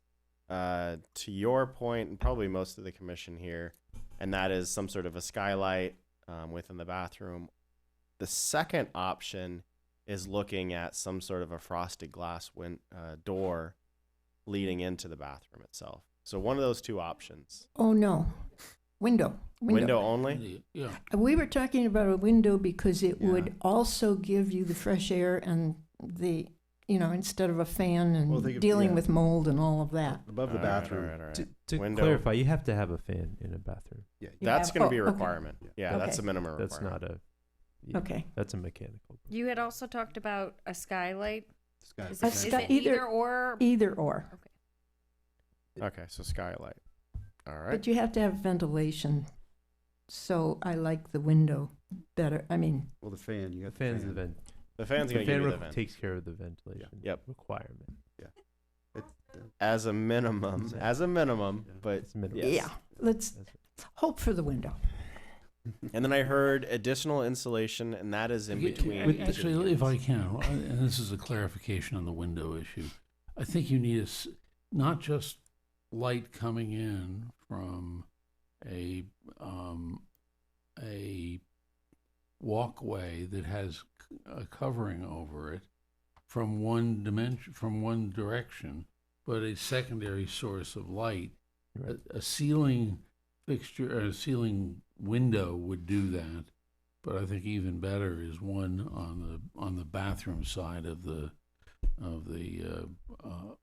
unit. And again, to whoever barked out cross ventilation, it does. You can open it if it you wind up with the ability to have natural air flowing through the unit, whereas you don't now. The little fan in the bathroom's not gonna cut it. It's not gonna cut it. You get a big fan. Big fan. Big fan. 30 big fans. You're going to help us. Well, I was just going to offer, there's also an option to use a ventilated skylight with a wall switch. Yep. It, of course, A will allow ventilated Yeah, it Is sounds that two skylight. birds with Could one you- stone Yeah. potentially? Is that what we're talking about? Yeah. Two birds with one stone. potentially, if Okay. if perhaps the condition is one of these three options. What is a ventilated skylight? An awning skylight that cracks open so you get fresh air, exhausts the humid air from the bathroom, and it's natural light. Have you used them? We have, yeah. And do they leak? If they're left open, which is a concern. Oh my I think God. for this site. Okay. You can have limiters. They're though. high quality. You could have Very limiters. good. Limiters, yes. You could have limiters. Okay. Also, I think that the front, the light coming in on the door elevation, you just study that to maximize that, whether it be some glazing in the door, just making the window to the right bigger and removing the window above, or maybe it's maximized already, but just making sure that that's Okay. maximized in some way. Maximize. You're talking about the entry door. The entry door. Okay. For, elevation. All right. Everybody agree with that? Yes. I like that. Okay. Yeah, I like the idea of ventilation in general. Okay. You were on wall I was on insulation before additional we. insulation Yeah, before insulation. I got Okay. slammed out. Additional insulation beyond just the standard, post and beam, essentially, right? So it's offering a little bit of a cushion between each of these units so that you're not hearing conversations across No snoring. units. Or snoring, I guess the So- other one is the snoring. Lucas, I think the language there would be acoustic partition. We could give it an Yeah. STC rating if you'd like. Yeah. At least 60. That's a very solid acoustic partition. You said at least 60? Yeah, that would. What does that mean? It's a technical term for the acoustic rating of a wall, sound transmission coefficient. Okay. And a 60 would be very good for a building. All right. Everybody agree with 60? Yes. That's what we'll shoot for. All right. Wi-Fi availability? Yes. Not per room, Right. but Just a general Wi-Fi availability. in the for community room with the at community. least. Yes. And doesn't Wi-Fi, I mean, I think the whole site will have sufficient. awesome. I was I'll kind of stay up under. here. I was kind of under the impression that was the case. It seems like that's a one-on-one thing, but it's important to ask that question so that we get clarification. Yeah. Yep. Yeah. That is helpful for our engineers to make sure they're. Okay. So the bollard lighting, ADA accessibility, but we want confirmation on that. Is that what we're talking about? I would like to, yes, I would like confirmation on what the lighting on the ADA ramp and that whole area going up. My understanding is with ADA, you're required to provide some source of light from a safety standpoint. That's right. Along the accessible route, Right. there will be a minimum lighting requirement. Along But- the whole Okay, so route. you're going to make sure that there's light down to the street, right? What about the path all the going way. up to the, Now the path Bike I think is slightly different because I'm not sure, because now we're looking at City. at roadway, Right. right of way versus, although it is public, but it's public from a development standpoint. So once it hits the street, there's slightly different standards. So if we're wanting from a safety standpoint for there to be a lit pathway for this path to travel up to the trail, perhaps it's about 1,300 feet is what we're talking about. Right. Is that what we're talking about? Yeah. That's what we're talking Okay, about. then we can- That's what we we're can take- asking about. We can take a look at that, yes. Yeah. Yeah, or would it be more efficient to do it out one of the other possible Or alternative locations, locations. Yeah. better source. I think it's important that we just recognize that one of those paths should be explored in terms of, from a safety standpoint, providing adequate lighting. Yes. Yep. But I also want to marry that with a lot of your streets within this community aren't lit for a very specific reason, and it's intentional. Yeah, Yes. but we have to remember that the folks that are gonna be here, or most of them aren't gonna have cars. They're gonna be walking or e-bikes, and they're gonna try to go to the store at night. So, you know, the town was designed around cars in general. We're trying to get rid of that, but if we develop this area for this use, it's gonna be off the beaten path, and they're gonna have to take a long roundabout way to get up into town to get food. So, or go to the store at night. And if it's dark, it's going to be a little dangerous. Fair point. They're going to go up Signal Street. Yeah, they're not. I would hop it. I would just run up the hill. All right. Hop that fence. But you're going to have folks that are going to be elderly and they're going to be handicapped and they're not going to be able to walk up the hill. All right. Can I'm in that I this is a classification, and I question. walked up that hill. Okay, That's well, This is a okay. question, not a condition, but I have two think- more that I want to bring up, but go Oh, ahead. sorry. You go. I still have 5 and more. to that go. is there he still has 5 to do. is there sufficient parking to deal with the people who come who have Yeah, parking is an issue. who have therapeutic Right. agree. roles or Yeah. administrative roles. Well, you got to think there's 30 people that are going to be living there. Yeah, I'm not worried about They have, well, there's 3 Yeah. cars right now Right. out of 20. So 20 of Right. them have 3 cars. Then you have all the services coming It's in and out. it's the services coming in. And Right. out. And I don't know if that's enough. I don't know if And the 9 is enough. employees. And employees, and the radius is 35 feet turnaround. The fire trucks are going to have to go up the hill and do this, go down. Yeah. So hold on, that's Maybe not hospital- a completely inaccurate statement. Well, hospital. It's a 3-point. It's a 3-point 3-point turn. Yeah, Yeah, it's, yeah, a, yeah. it's a hammerhead. But It's a here's the hammerhead. thing. I think it's important to understand that the floor for parking standards here is 0. Correct. It's So affordable anything housing. that we're looking Yes, to right. add is comparable to the services and the unit size that we're looking at, right? I and just think- recognizing that becomes the new number, Right. not what's the number as compared to what our standards are. There No, are no, there are no no, no, standards, no, so we we're get not. to determine what that is. I get it, but we're trying to be practical. We what's- can go what's a 0, reason- but what's why a reasonable that's not number practical. to Yeah, I provide? agree. 0. And does Zero's does not they practical. do that? Yeah. And we all agree with that. Yes. Um, Okay. So that was just a comment. All right, moving on to the next one. A design study or closer look at enlarging each of the units by about 3 feet and what that basically entails. Now, I'll talk to Dylan offline about this and see exactly how much wiggle room we have, but I think he was squeezing as much lemon out of each of those units as he could. Because I think they actually started at 160 and then we got them up to 180, and that's where we've been sitting for the last couple months. So It would require the parking be rotated for sure. well, okay, we're gonna take a Conceptually. closer look at it. That's one of the options. I just can't make any promises No, no. regarding that, but No, no. I can promise we'll take a look at it. Yeah. Okay. Agreement? Agreement. Yes. Okay. Efficient use of water usage on site. And I think really what you're getting at is gray water and then making sure that they're following kind of the MS4 permitting requirements. MS4 is already required. Everybody that's in this room that's a part of the design team knows that. The gray water piece is something Kathy, as a landscape architect, is very much aware of. Yep. And certainly will try to build into the programming of it. I think she's already starting to look at that from a higher level. It's just plumbing code at that point in terms of following those standards, and then efficiency of use. All right.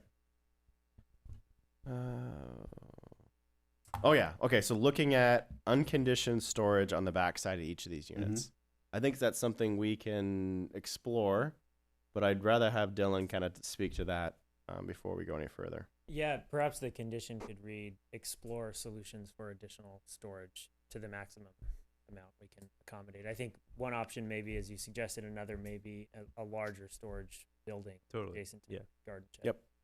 Yep. Just All right. providing more storage. Give us some flexibility in terms of how we approach it as we move forward. Fencing as a new proposal. So the black wrought iron is not necessarily something that's the favorite from a design standpoint. We can look at, I think really what I'd like to request of the commission is to find a fencing that somewhat disappears into the landscape in terms of what we're doing. The black kind of sticks out like a sore thumb. I think there's other options that we could take a look at. Okay. All right.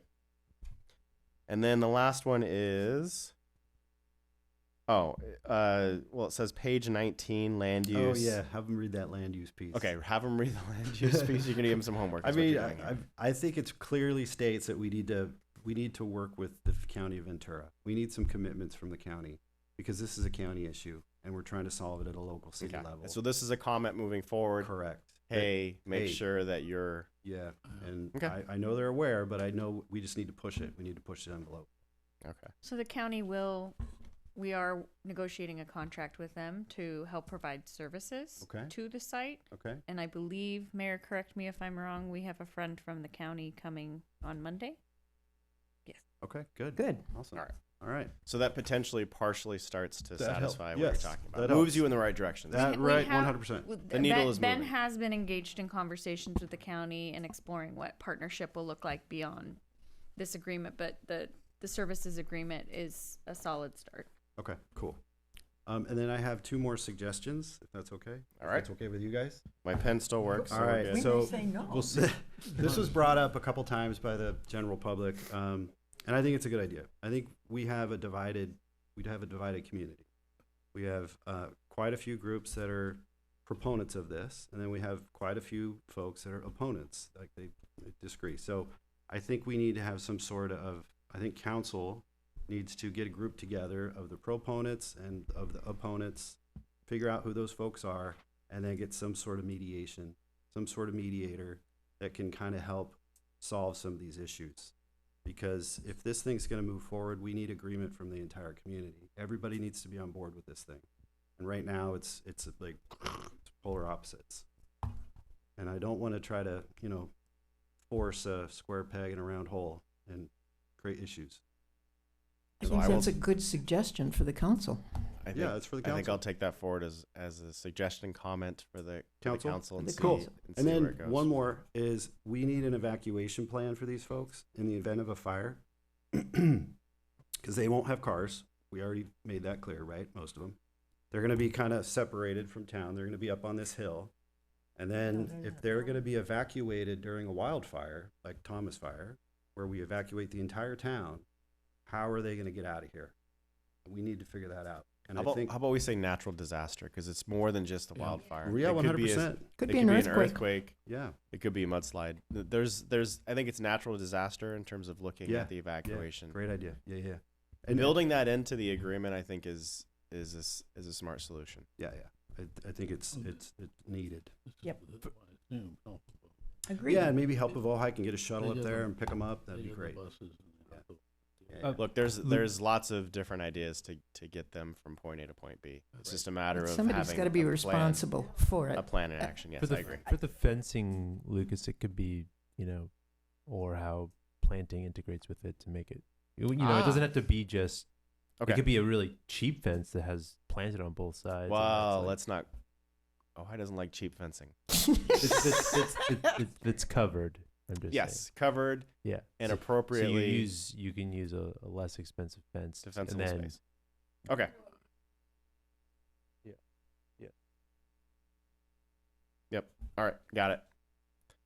I'm not reading those over again. Is anybody else have any? I think we've We're- got I quite think a we've few. covered everything here. We're happy. Yeah. All right. Let's see. What else we got going on?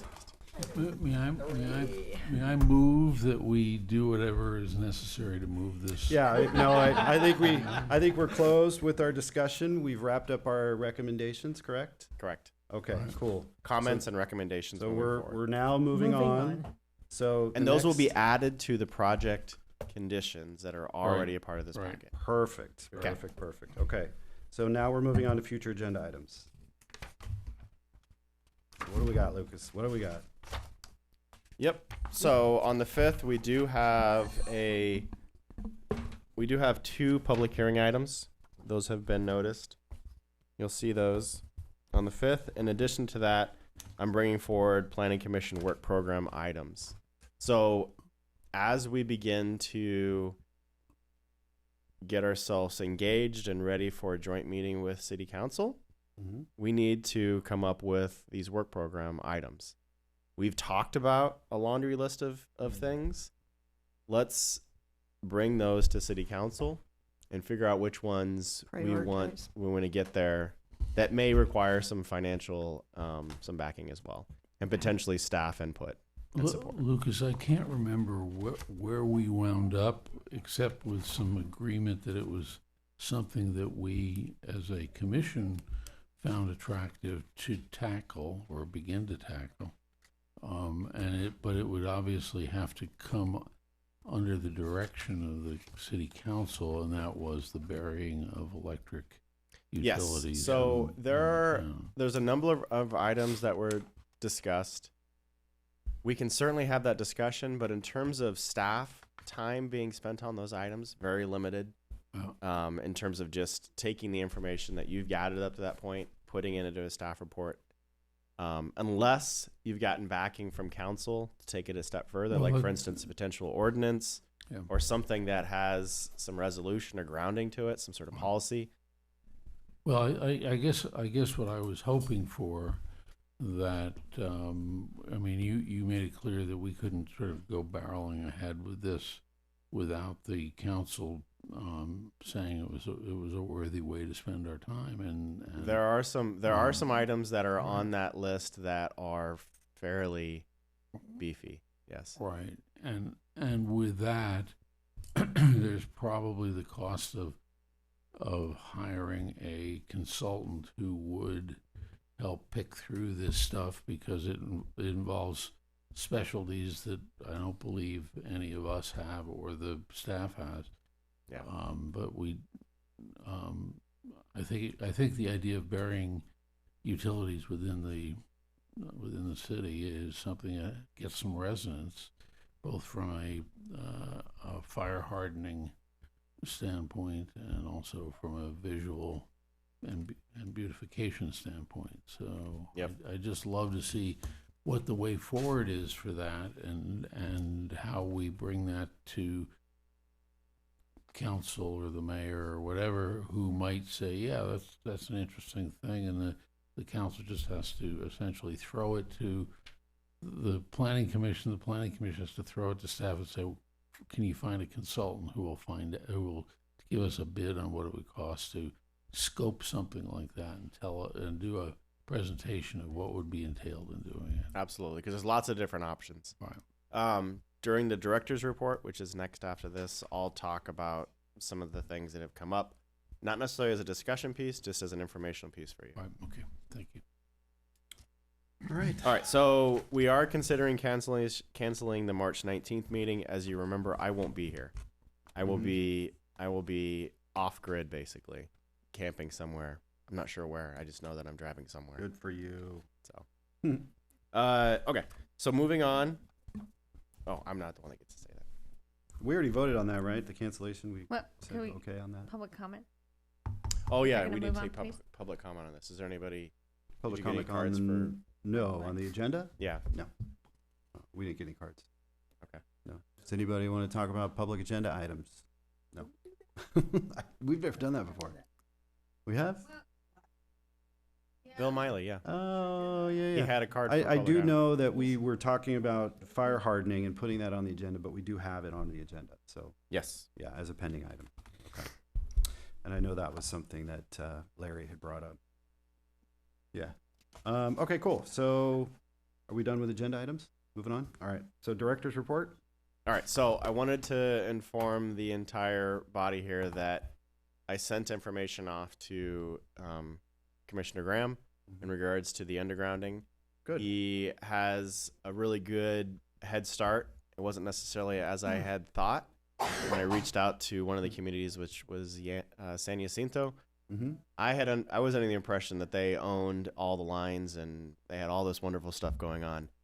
That is not the case.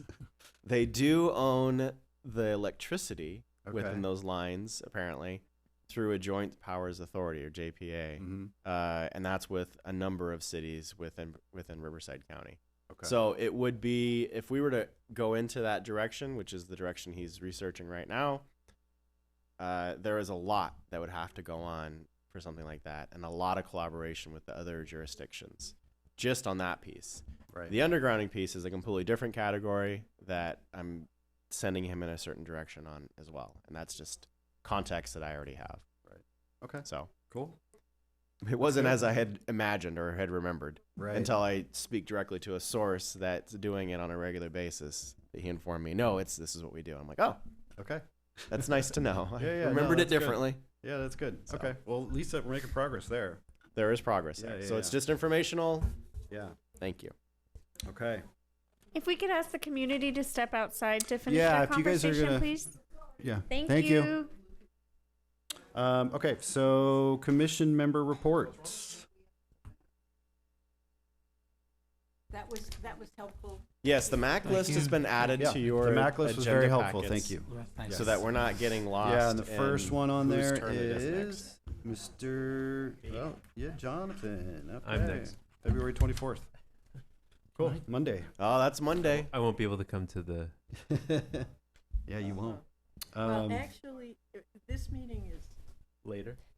Yes, the housing meeting is at 5:30. 5:30 to 7:30, and I think the MAC meeting starts at 7, so just Anything's possible. There you go. Okay. You can always go. It's Zoom, isn't it, or is it in person again? I think it's in It's in person again. It's in person. Okay. Yeah. Well, at least it was when I did it last month. Yeah, All right. never Zoomed it. Can we condition our involvement with MAC with the supervisor actually attending it and hearing what we have to say? No. I don't think so. I didn't say that. That was. All right. Commission member reports. I mean, obviously we went over this. You don't have anything. You talked about the last one, Jamie. And then Jonathan and I are on that subcommittee. We haven't had a chance to meet yet. I have one disclosure, and that is that I have moved into an apartment. Well, my wife and I have an apartment in town now, and I have to figure out, and haven't, whether I am going to be an in-city person representative? or an out-of-city person. And there's no benefit to me in one way or another, but I'd like to discuss that with you. And by the way, I have 2 bathrooms that have no windows except skylights. So you have experience. Not fun. You got experience. Understood. Okay. Next up is our city council liaison, our wonderful mayor. I have nothing to add, but I appreciate being here and all of your hard work. See Good you stuff. soon. Awesome. See you in the neighborhood. All right. Monday. All right, guys. With that, we'll adjourn. I don't have my official time, so I'm not sure exactly.